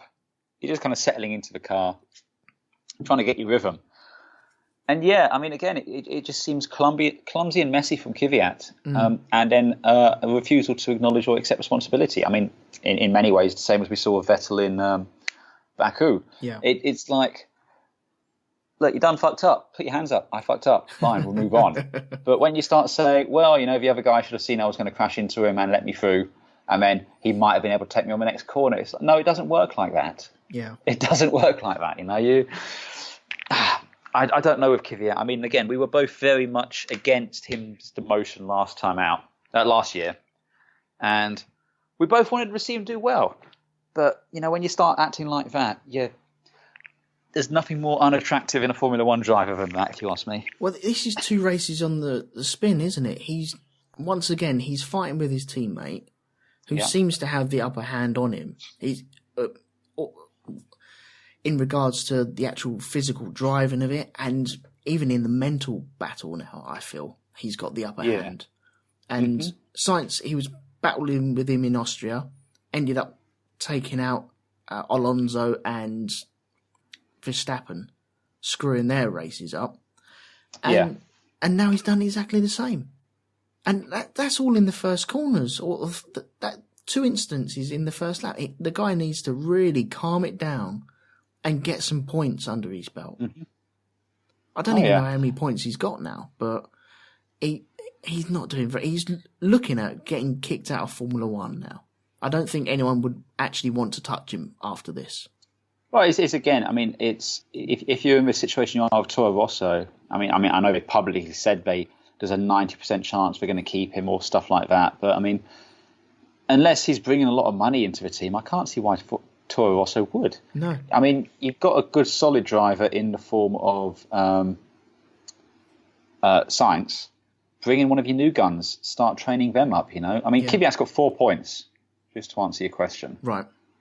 So, the only person he's ahead of on points, other than non-scorers, is Alonso with 2. Do you know, he's got more penalty points than actual points. He has. I think he's on 9 penalty, but they gave him 2 penalty points for this. Now, would you want another driver who's going to maybe 6 months to 8 months have lots of points on his licence and risk losing him for a race and then having to drag someone else in for it? Maybe they're waiting for him to get the points. I think when they're disqualified for a point, you're not allowed to run another driver. I think the car's disqualified. Okay, yeah, fair play. But yeah, I take your point. I wouldn't be surprised at this point if they ended up getting rid of Kyvatt at the end of the season. Yeah. To be honest, I wouldn't be surprised if it happened sooner than that. He really needs a good, strong finish to up his game. He certainly gets my wooden spoon of a British Grand Prix. Oh, yeah. It's a thing I just invented, but he's getting it. He needs to up his game. I wouldn't begrudge Toro Rosso kicking him out after the Hungarian Grand Prix. Yeah. I really wouldn't begrudge it. I don't think anyone really could. There was a rumour going around this weekend. I think Sainz let it out of the bag that his nickname, or was it Ricciardo that let it out of the bag, that his nickname is the Torpedo. And then he goes and does this. You know, the guy's living up to this name that he doesn't want. Yeah. So I wouldn't begrudge him for getting rid of him now. No. And again, I feel bad for Sainz, you know, because again, you know, potentially could have had a good, strong race here. It's not going to happen. Yeah. I feel bad for Toro Rosso. Again, you know, they're in a fight for points and all that. They're not doing as well as they've done in previous years. I mean, they're maybe, third or fourth best midfield team now? Mm-hmm. Yeah. I mean, I think Renault are on the cusp of passing them in terms of performance, not in terms of points. I mean, Toro Rosso at the end of this race won 33 points, Haas 29, Renault 26. So again, you know, if Palmer could get his head in the game as well, or, you know, again, Grosjean get over his brake difficulties, they're going to get overtaken. Yeah. And they can't afford that, really. Yeah, there's too many teams running on one driver at the moment, isn't there? Yeah. Yeah, definitely. I think there's a little bit too much of that. I mean, I will say it does seem like now that Stoffel and Stroll are getting their heads together, which is fair enough. You know, first season in Formula One, it's taken them half of a season to get their heads down. Yeah. But now they're starting to pull in strong performances. Yeah. And fair play to you there. I mean, that is, and I'm not going to dump on him because, you know, we've already said our piece about Palmer, but I mean, that's kind of what's a bit damning about him in that this is his second season. And he's still struggling. Yeah. In that way, you know, it's like you said, you can't just have one driver teams because when that one driver goes out, your team's fucked. Yeah, you need to rely on it. You need that second driver to. Yeah, I mean that's what India are doing that at the moment. They ran nose to tail throughout this whole race. Absolutely, yeah. I mean their drivers are very evenly matched, and okay, there's the risk of them maybe tripping over each other, but. Baku aside, they've generally managed to avoid that. They might cost themselves an other place, but they're usually where their car is on the circuit, you know? Mm-hmm. Yeah, that's right, yeah.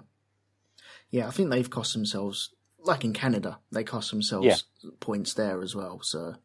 Yeah, but again, I think they've only really cost themselves one more point or two more points. Like, they could have gotten the next place, but it's not like they were stopping them going off to challenge for a podium, really, in that instance. It's more they were where their car was at. Yeah. Because, again, they're both nose to tail. I mean, we've seen that as well to a certain extent with the Williams last time out. That was as good as the Williams could do. Yeah. Yeah. Okay, so we ended up having a safety car on this then. Yeah. You think it could be covered on a virtual? I don't know. Again, like I said, it was like 5 o'clock in the morning 2 days ago. Well, yesterday even. It's more for the fact that it just seemed like at the time the damage didn't seem that bad. Okay, the car was stranded, but the British Marshals are the best in the world. I mean, British Marshals go to other racetracks to do the marshalling. Yeah. That's how good they are. And, you know, you just feel like they probably could have done it under a virtual, but it was so early into the race, it didn't do any damage to the race, as it were.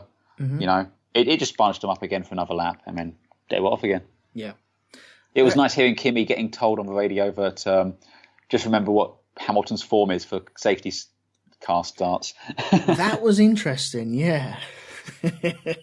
But Hamilton got away cleanly this time round, though, didn't he? Yes, very, very cleanly. There was no punting up the backsides. No, thank goodness. And, okay, so they got away. Ricciardo suddenly dropped down, though, didn't he? He dropped down the order quite rapidly as well. Yeah, apparently he was trying to do a pass on Grosjean, I think. Yep. And Grosjean just hung him out to dry, kicked him onto the gravel, and effectively dropped him all the way to the back of the grid. Yeah, he hit the grass really hard. It was on the old start-finish straight as well, going onto that, and yeah, just got hung out to dry, as you said. And all the cars past him. So that, but it was good watching him cut through the pack, though. I think this set him up for the race, for the rest of the race, and showing you just how good he is. He had absolutely marvelous car control on during the race, and the way that he was slicing through people as well. I think later on during the race, he came up towards the Force Indias and it was a Haas. I think it was Grosjean. Yeah. And once he caught up with them, he just sliced through them. That was it. He was gone. And it was just beautiful to watch. Absolutely. I mean, again, Ricciardo's, I think, one of the most entertaining drivers to watch in Formula One today. Yeah. And again, he carved through that field like butter, which was amazing. And you have to say, if it wasn't for that off of Grosjean, he potentially could have been ahead of Verstappen, possibly fighting for a podium. I think so, yeah. He didn't finish too far behind him, did he? Well, he finished fifth in the race. 7 and he seconds was behind him? Yeah, exactly. So, you've got to say, if he didn't do that, that would have been an interesting problem for Christian Horner to have to deal with. Yeah, definitely. Okay, we also had more inter-team battles as well. We had the Saubers getting very, very close.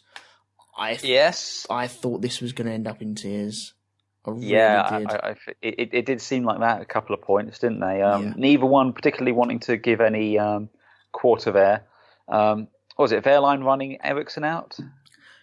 Yes, and then Ericsson getting on the phone and moaning about it and saying, okay, right, if he wants to play like that, let's go for it. I'm thinking, no, don't do that. Yeah. That would be bad. Don't do that. Yeah. Kyvatt was then given a penalty for... It wasn't for the collision, though, was it? It was for rejoining the track in an unsafe manner. Which I'm guessing caused the collision. Yes.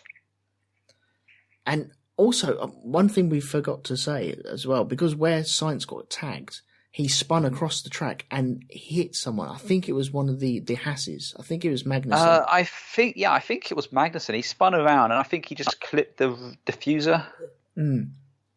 So it could have been a lot worse, especially in these high-speed corners.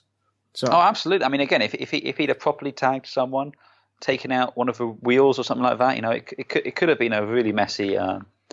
Well, if it happened further up the field, in the middle of it, you could have taken out quite a few cars in that way. So yeah, that's right. Yeah, and I think that's what it was about. At the end of the day, it was Kyvatt. He ran wide, then when he rejoined, sort of thing, and then clocked him. It was just no rhyme or reason to it. He was just like, "Out of my way! I'm coming through! I'm the torpedo!" We had some almost off-track entertainment as well with Vettel, Max Verstappen scrapping around. Oh yes, there was a fun little bit of a punchy there, which was nice. This was good. I really enjoyed this stuff.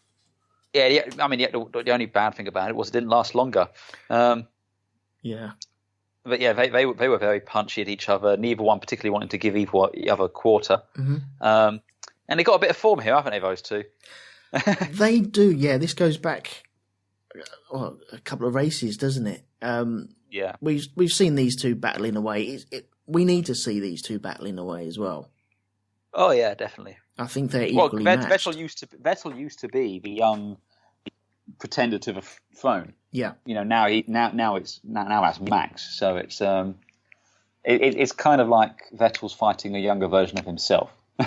Yeah, I suppose it is. Yeah, it is. It is the circle of life. Exactly. I don't want to get a Disney cartoon. A bit of Lion King start there now. So we'll move on from that. But yeah, I mean that was a fun little fight, and Verstappen was getting very punchy and giving him a lot of grief. In the end, though, they kind of ruined our fun by doing the undercut with Vettel. And they threw him into the pits. I think it was about lap 20 odd, was it? Yeah, roughly. It was somewhere around there. It was basically towards the early part of a one-stop strategy. They did the undercut, threw him onto the softs, and got him out. And yeah, he managed to well and truly clear Verstappen at that point, and that was effectively that battle done with at that point, which was a shame. Did you think it was a fair battle that they had? Because at one point Max was off the circuit, Vettel was nearly off the circuit, and down to the next corner it was roles reversed. It was borderline. It was scrappy. It was tough but fair, I think. No one. There was one bit when Vettel ran Verstappen out, and I think Verstappen was technically ahead at that point. Yeah. But he rejoined. He didn't really lose any time. That was fine. I mean, I don't have a huge issue with it. I don't think the way that Max went off the track, I don't think it was a case of I can gain something around the outside here. I think it was a case of I've run out of room. This is where my car is now going to go. Uh-huh. And I don't think he should have been... He wasn't penalised, but I don't think he should be penalised for that either. Yeah. Also, in the return response, where Verstappen kind of ran Vettel off the track and he ended up cutting the corner ever so slightly, I suppose we want to see these battles. I don't like... Oh, definitely. I don't like the dirty stuff where it's just blatantly, I'm going to push you off because that's the only way I can really battle you. This was head-to-head chess at high speed, and I love it. I really do love that. Oh, yeah. It was... was it the most entertaining fight this time out? I think probably it was. In this race, I think that was one of the most entertaining parts of it, yeah. And from a viewer's perspective at the ground, the English do something really well, and that is we hate Germans. Or we love to hate a German. Oh God, yeah. It's not it's in our DNA. I mean, the only people we hate more than the Germans is the French. No offense to the French people listening, but but yeah, it's stereotypes. That's what it is. Yeah, it's the English. If we have an opportunity to have a bad guy and it just so happens to be a German, brilliant, lovely, and it's meant in the nicest way as well. It's meant in a pantomime way. That is the bad guy. We are the good guys, etc. And that's the way it was portrayed. And when Max was staying ahead of him and got ahead of him, the cheers around the stadium were brilliant. I wasn't agreeing with it. I was sat there going, I kind of want Vettel to get more points. But I was having fun with it. And I was having fun with everyone enjoying that as well on Hamilton Hill, I think they call it now. Or I've dubbed it Hamilton Hill. There we go. Copyright with Grand Prix Podcast. Yeah, that's right. It's better than Henman Hill, crying out loud. Oh, God, yeah. So, Vettel, he tried it on the outside of Verstappen on the next lap. Mm-hmm. And then coming into the village, he was sliding all over the place. This was the appetizer towards the tyres wearing out, I feel, because... You could just tell he'd just taken the edge off of these tyres. Yes. But Vettel, he jumped him in the pit stops, which was... It worked out really well. Once again, I was the only one clapping that he got out in front of Max. It was kind of the lone gunman on the grassy knoll, just clapping away going, well done. And everyone just looking at me going, what's he doing? Why is he doing that? But, I was enjoying it. I don't care. Well played. Well played, sir. And it was a case of just getting into the pits, wasn't it? Hamilton pitted and got out just in front of Bottas. I think Bottas had tried the undercut. Not tried the undercut, but he was forced to make a pit stop as well. Well, Bottas was on a complete... I mean, let's remember with Bottas, he had a 5-place grid penalty, so he started 9th. Mm-hmm. And, he'd brought himself up to... Yeah, he'd fought himself up, with Vettel and Verstappen and everyone pitting sort of thing. He ended up behind Kimi. Then Lewis came out just ahead of Bottas, but before Bottas had pitted, was it? Yeah. Yeah, because Bottas pitted after that. And I remember them saying to Lewis, if Bottas is fighting, you just let him through. And Lewis just said, I'll drag him up with me, and just went. That's and right, yeah. Started gapping him straight away. I mean, again, Lewis and the Mercedes this week were literally in a different league. I mean, we said last time out with the Haas being the best F1 GP2 car. Yeah. Well, this time everyone else was an F1 GP2 car compared to Hamilton one. Between laps, when was it? I think between laps 11 and 26 before Lewis stopped, he built a 10-second gap over Kimi's Ferrari. Right. He was doing over a second a lap faster. It has echoes of Mansell and Silverstone, doesn't it? It really does. I mean, it's definitely that level. It's the kind of domination that the FW14B had back in '92. It was just, you think, okay, the Ferraris are in touch, and then all of a sudden the Mercedes is gone, and then you realise that no, they were just you were never in the same game. You just didn't realise it. That's right, and that's what it was. I mean, short of mechanical failure or act of God, Lewis was winning this race. Yeah. So he was just gone. Because I think I mentioned this to you the other day. I think with Kimi, they wanted to try and see if they could use him to, I don't know, back up Hamilton or something. But no, Hamilton was just gone. It just, nope, not even interested. I'm gone. I'm out of here. I'm history. And fair enough. That's just the way it is. So yeah, I mean, Hamilton was just imperious this time out. But Bottas did fantastically well. I mean, he was running a second at that point, but still he was out of position. He had to pit, and then when he pitted, he came back out. I think just ahead of Verstappen. Ahead of Verstappen, he was behind Vettel as well. He was. Yeah, he was splitting because after Verstappen's pit stop, he just kind of fell back a little bit. I just don't think. I don't think his Red Bull was there, or I don't know what it is, but he just wasn't quite as on it in the second stage of the race. No, he was dropping back. He was visibly dropping back as well. Yeah. But meanwhile, Kimi was keeping the gap with Hamilton. I think Kimi kept him quite honest in the first half of the race. I think we think that, but I think Hamilton was just managing his pace. Mm-hmm. Because, I mean, hell, he built himself a pit stop window. Yeah, basically, when required as well. Yeah, and I just think that he was just so dialed in, it was done. So I think Kimi was best of the rest, but he wasn't seriously going to damage Lewis's afternoon. Again, short of a mechanical failure on that Mercedes. Mm-hmm. And again, we could have seen shades of Malaysia last year, but by and large, Mercedes engines are just solid. Yeah. So,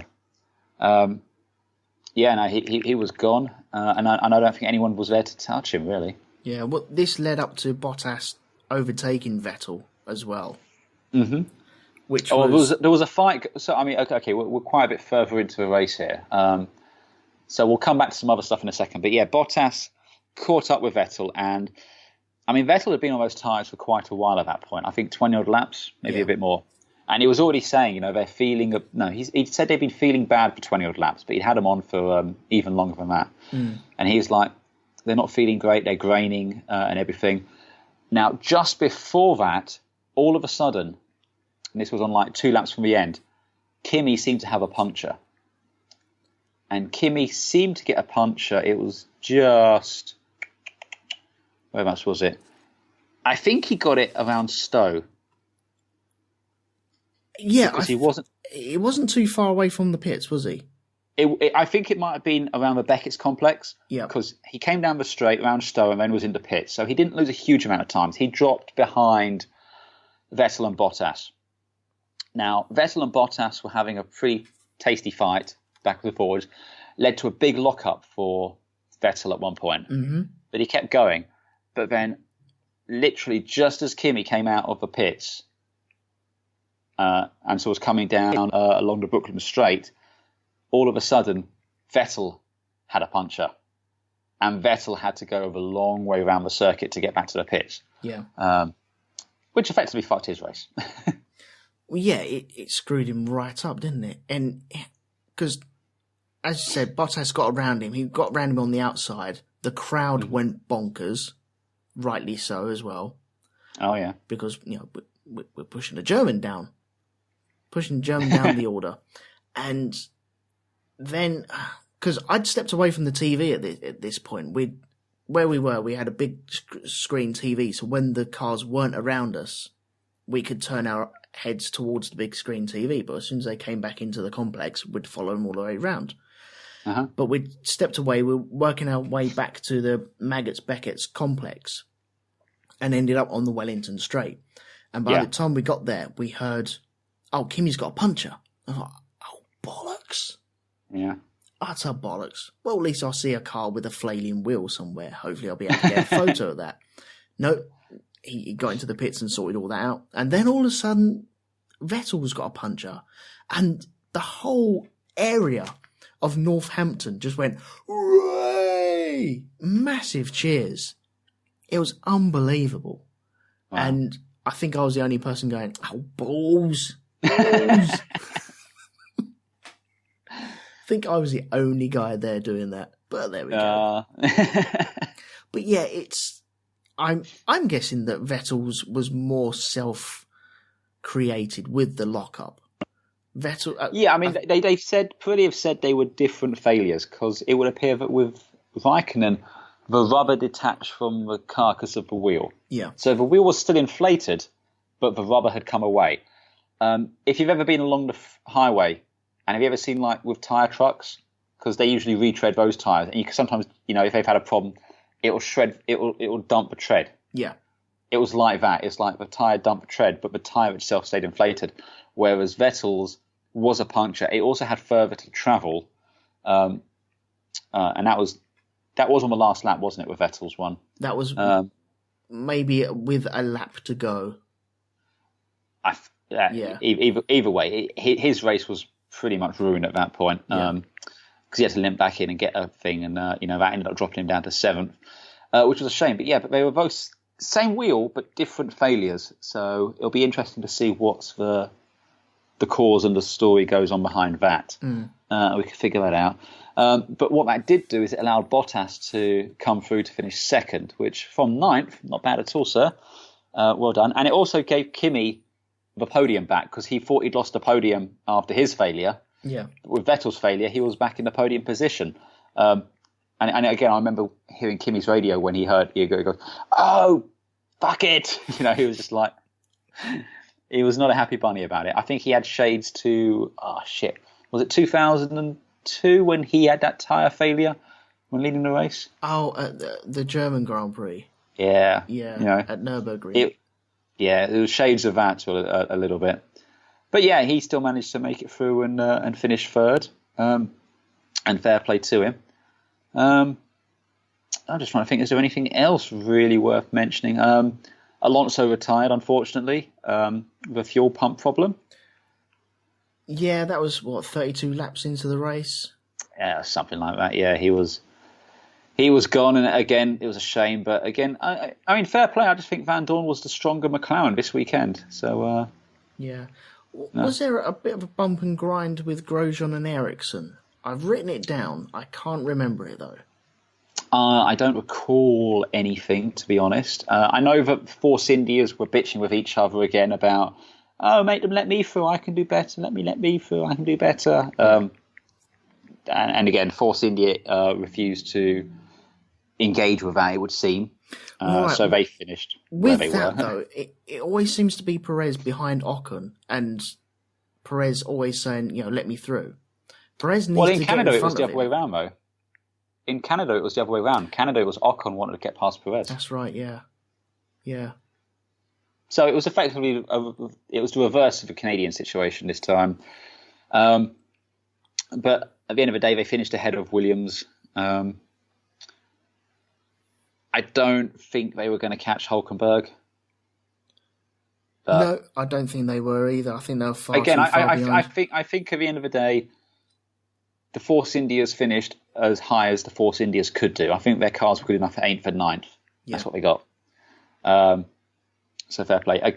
Doff our caps to Hulkenberg, bringing the car home 6th. That was impressive. He had a quiet race as well. He was just slowly plugging along. It was a boring race, but you know what? They finished 6th. They got a new floor on Hulkenberg's car, which he reckons worth an extra quarter second, is it? Yeah, that's right. And seems it works. So fair play on that. Yeah. And Daniel Ricciardo made it all the way back up to 5th, which was... Daniel Ricciardo had a great race. He got up to, a great race considering where he was at the start of it. Yeah. But yeah, he came through into 5th in the end. And, again, it would have been nice with, let's say, another 4 laps, just because I think I would love to have heard Christian Horner deal with that.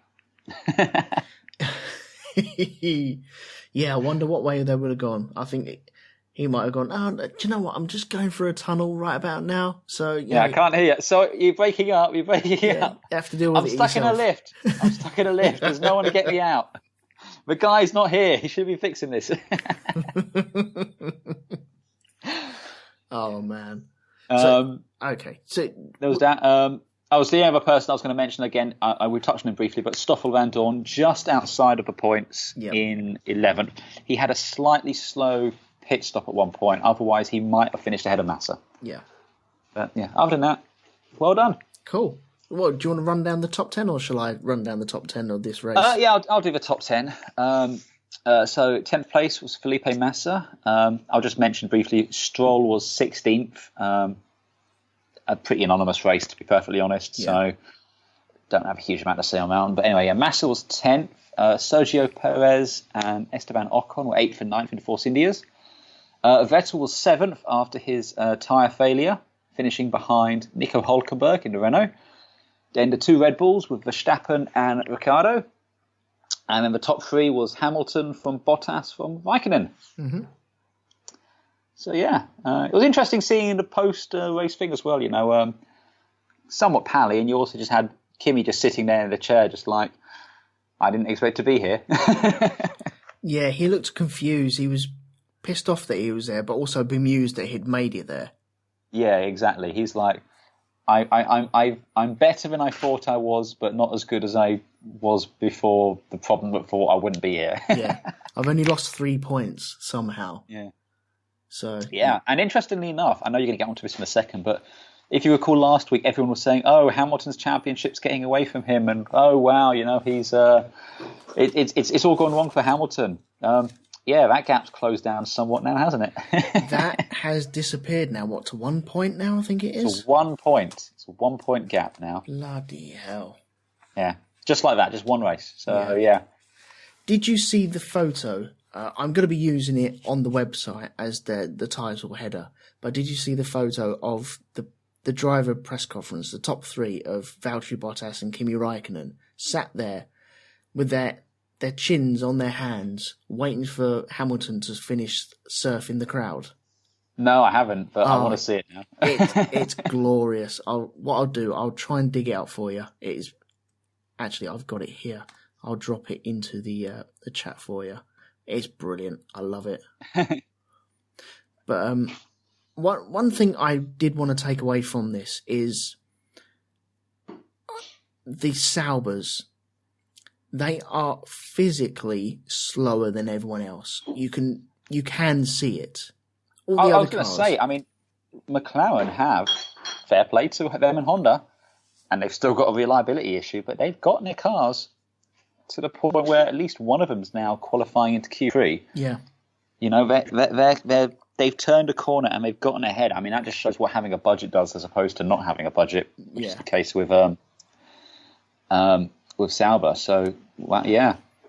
Yeah, but throughout the whole weekend, I could see the Saubers looking slower than everyone else.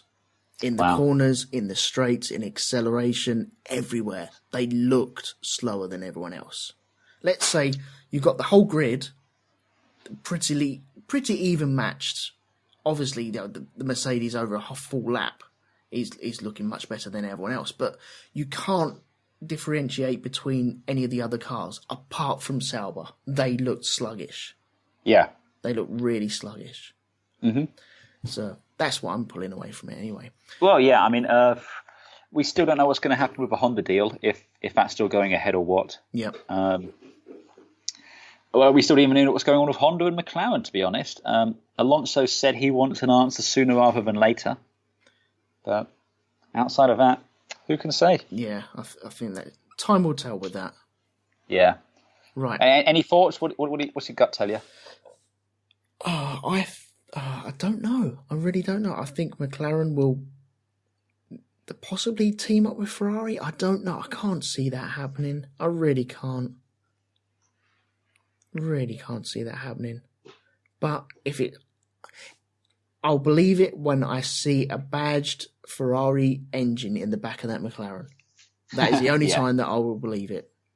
Yeah. And even then, it'll probably be Photoshopped. So I want to see it driving round a circuit. You want to see it at the British Grand Prix next year. That's the only way you're going to believe it. Yeah, with the engine cover off, so I can see inside. Yes. That's the only way. And go way. take pictures. Yeah, that's the only way I will believe it.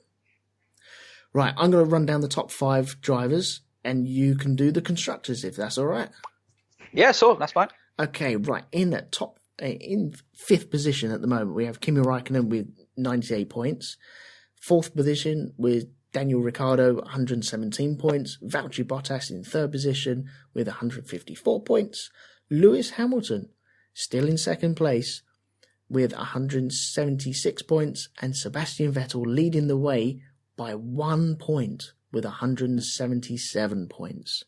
Very, very tight indeed. Oh, it's tight. It's tight like a toy. Very tight. It's tight, very tight. Well, on the constructors' side, it's less tight, it must be said. In 5th place, we have Williams with 41 points. In 4th, we have the Force Indias with 95. 3rd, Red Bulls with 174.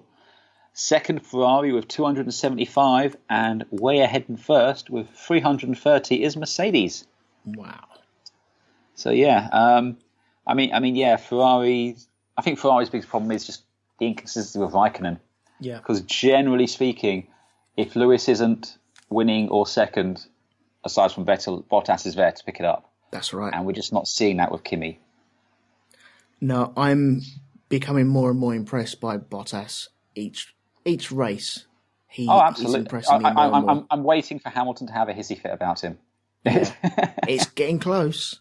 It is close. It's one solid. It's one scrap where he comes off second best, and then that's it. The toys are out of the pram. Yeah, it's a DNF and a win, and that's it. Then it all becomes a bit too tight for his liking, I feel. Yeah. What is it? He's 22 points behind Hamilton. Well, and we've just seen a 25 point gap can disappear like that. That's right. Yeah. So it's just one bad weekend, and then all of a sudden, Mercedes starts scratching their heads. Basically, if Lewis and Sebastian take each other out and Bottas wins, he's ahead of a championship. Oh, man. Yeah, that is flipping hell. You imagine that? That would be amazing. Well, we know what you want to happen at the next race. Oh, yes, please. Okay, right. Well, talking about the next race, let's talk about this race and our predictions that we had. Guess what? Go on. I remember. Oh, you do? I do remember. Okay. Well, who did you predict for pole position on this race? I believe I predicted one Mr. L. Hamilton. No, you didn't. You sure? Yes, I'm very, very sure. Are you sure you're not hobbling this? No, I where's my phone? I can't send you a text because that'll cost me fucking oodles. But all right. Then apparently I've remembered incorrectly, so carry on anyway, sir. Right, well, you predicted... But I am going to go back and listen to the last episode to make sure. You're more than welcome, because I got to choose first. Yes, that is the only reason why, I feel. And my iPhone is full of storage. Bollocks. I'll send that to you later anyway. So I chose Hamilton, you chose Vettel. Okay. So, guess who gets the point there?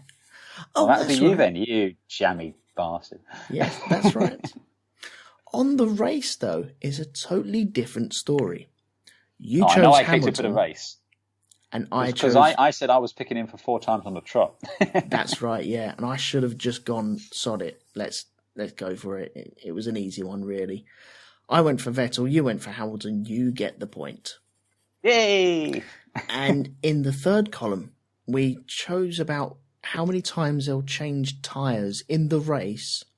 How many times would it be declared wet? Yeah. You went for 2, I went for 1. It didn't happen at all. There were spots of rain, though, I must admit. There were spots of rain just before the race. And just afterwards as well, having watched The Notebook, it looks like a wet bend, so, well. Yeah. So no points on offer there. No, nothing there at all. So we've... Even Stevens still, I'm afraid. It is. But the important bit is I'm still winning. You are indeed still winning, you lucky git. So, the next race...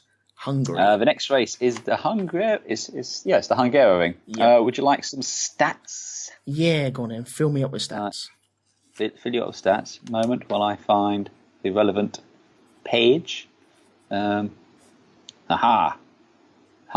Grand Prix. So, last time out, 2016, pole position was with Nico Rosberg. And the podium was Hamilton from Rosberg from Ricciardo, with a fastest lap from Raikkonen. Just to mention, Hamilton got the Grand Slam at the British Grand Prix. I know you were mentioning you weren't sure if that was a thing or not, but yes. Right. But yes, in terms of number of wins, Hamilton has 5, Schumacher has 4, Senna has 3, and then a load of other people have 2. Yep. McLaren are the strongest constructor with 11 wins, from Williams with 7, and 6 for Ferrari.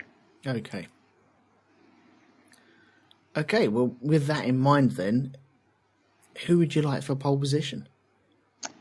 For pole position, I'll go with Bottas, Oh, good choice. Bottas, indeed. Okay, well then, that being said, I'd like to think Ferrari have the legs on it, a bit more nimble car, but no, I don't think he'll get pole. Okay, Hamilton I'm going to go with. Okay, for the race, who would you like for the race? Okay, it's a tricky one, you see.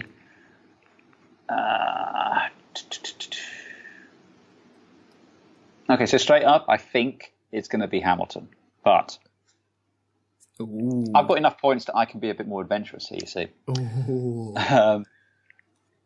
So I'm gonna imagine that Vettel and Hamilton are going to take each other out, and Bottas is going to go into the summer break leading the championship. So I'm going to go Bottas. Do you know what? I would not begrudge you on that. I would. Thinking about it now, I flipping would love that. Oh, it would be the best thing ever. That's like 2 kids at school having a brawl, and then just a lion attacks them. That's amazing. A finish line just goes. Didn't see it coming, and it was entertaining. Oh yes. Oh, yeah. I'm up for that. I'm thinking of that. Just so you know, though, for information, Ricciardo won in 2014. In 2015, he was fastest lap, and he came 3rd. And then last year out, he was 3rd again. So Ricciardo's done very well at this track in the past. Right, I like the way that you're trying to sway me. I'm very tempted as well. Because I would be very happy with a Red Bull win here as well. I think that would be good. But I have to go with Vettel because I kind of want the battle to carry on. I know that the Mercedes is faster, Ferrari is slower. Mercedes are ahead in the championship.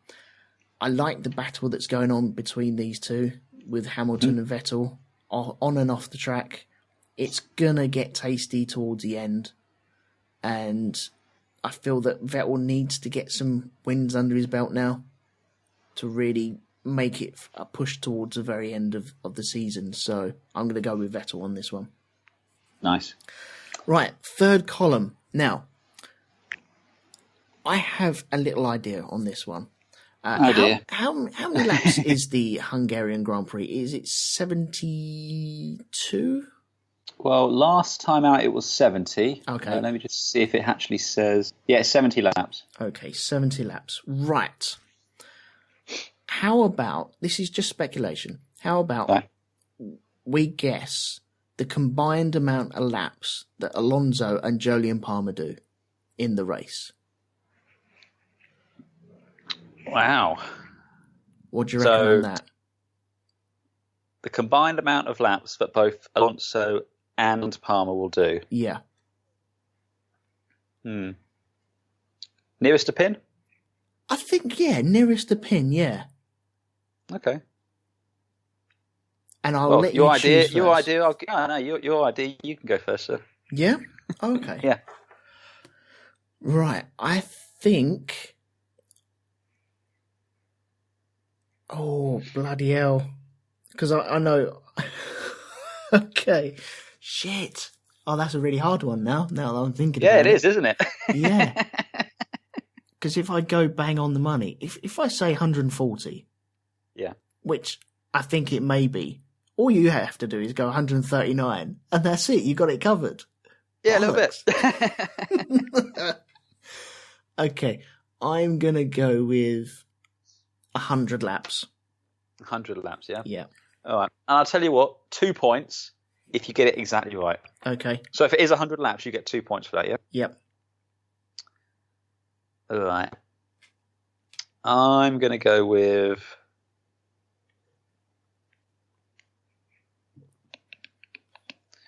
125. 125 laps.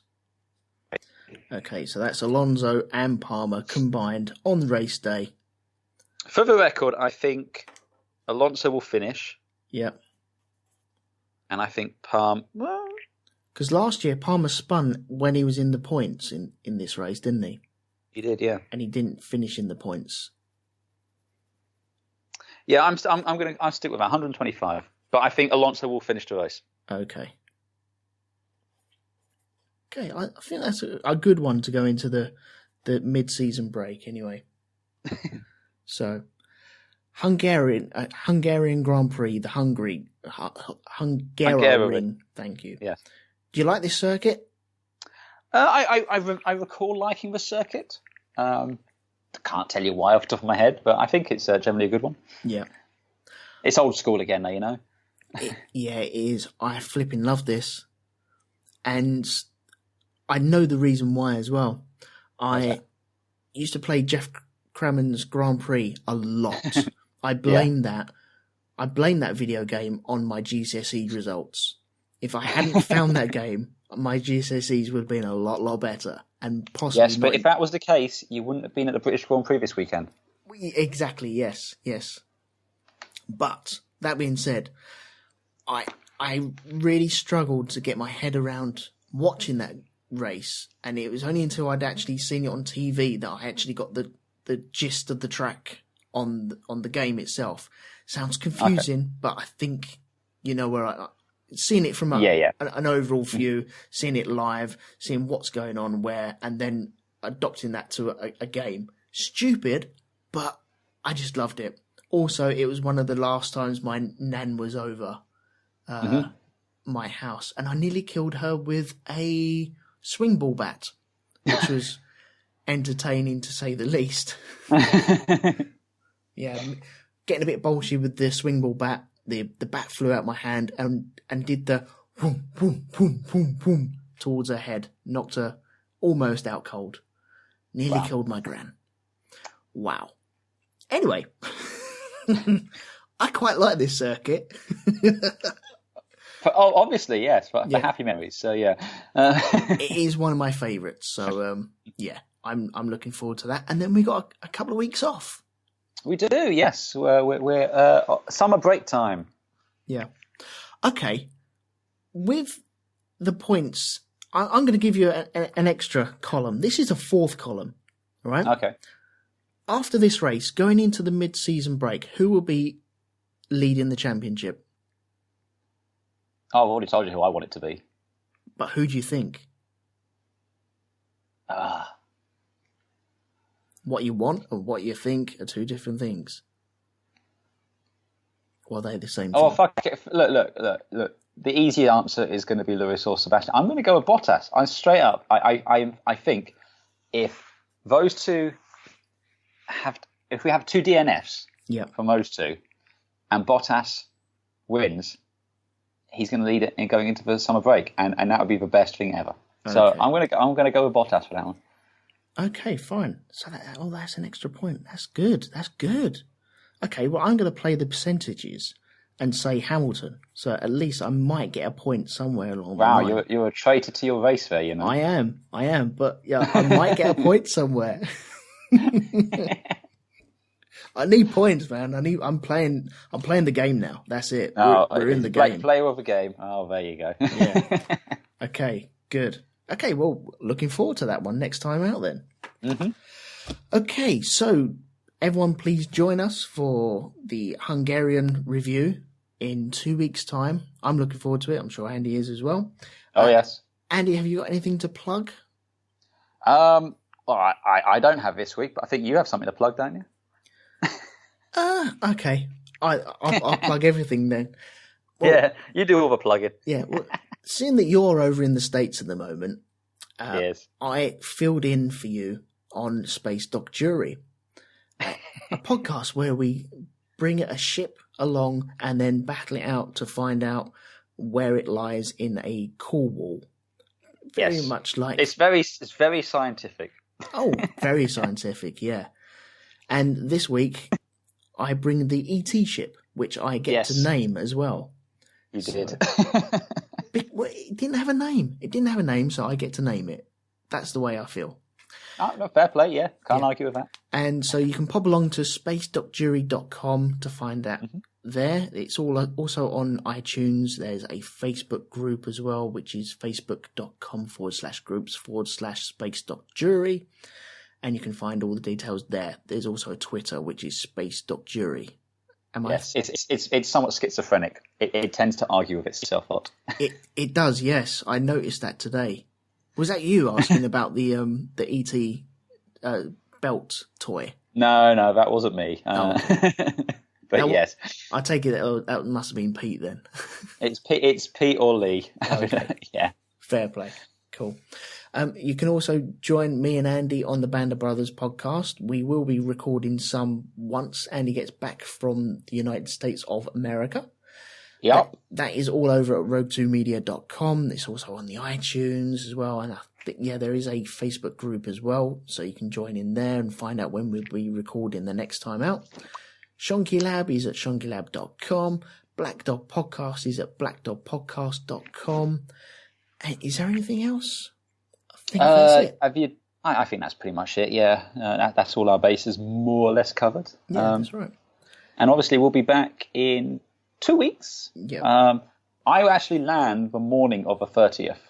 So it depends on how good my coffees are and other stimulants I may or may not have under prescription to whether or not we record on Sunday night or Monday. Okay. Play that one by ear. No, that's fine. Well, it might not be the Monday because I'm round Leeds to do recording for Black Dog, the charity recording that we'll be doing. No. So basically, at some point next week, you'll get in 2 weeks' time, you'll have the Hungarian podcast.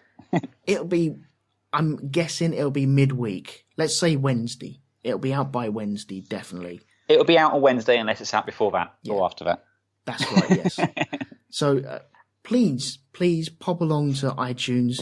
Give all the other shows that we've mentioned a review. Please try them out. Just even if you don't listen to any other podcasts apart from this one. What?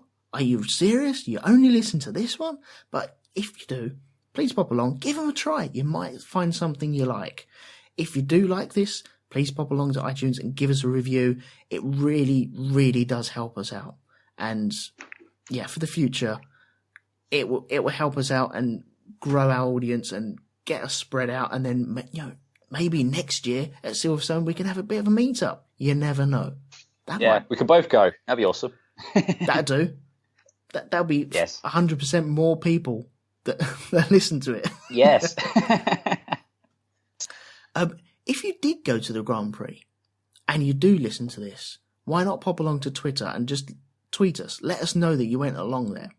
We are at Grand Prix Pod. So pop along there, help us out, and then at least we know what's going on out there. Apart from that, I think that is it. So until the next race, I'll say goodbye. Ta-da! Bye-bye! 2017 Formula 1 British Grand Prix in Silverstone.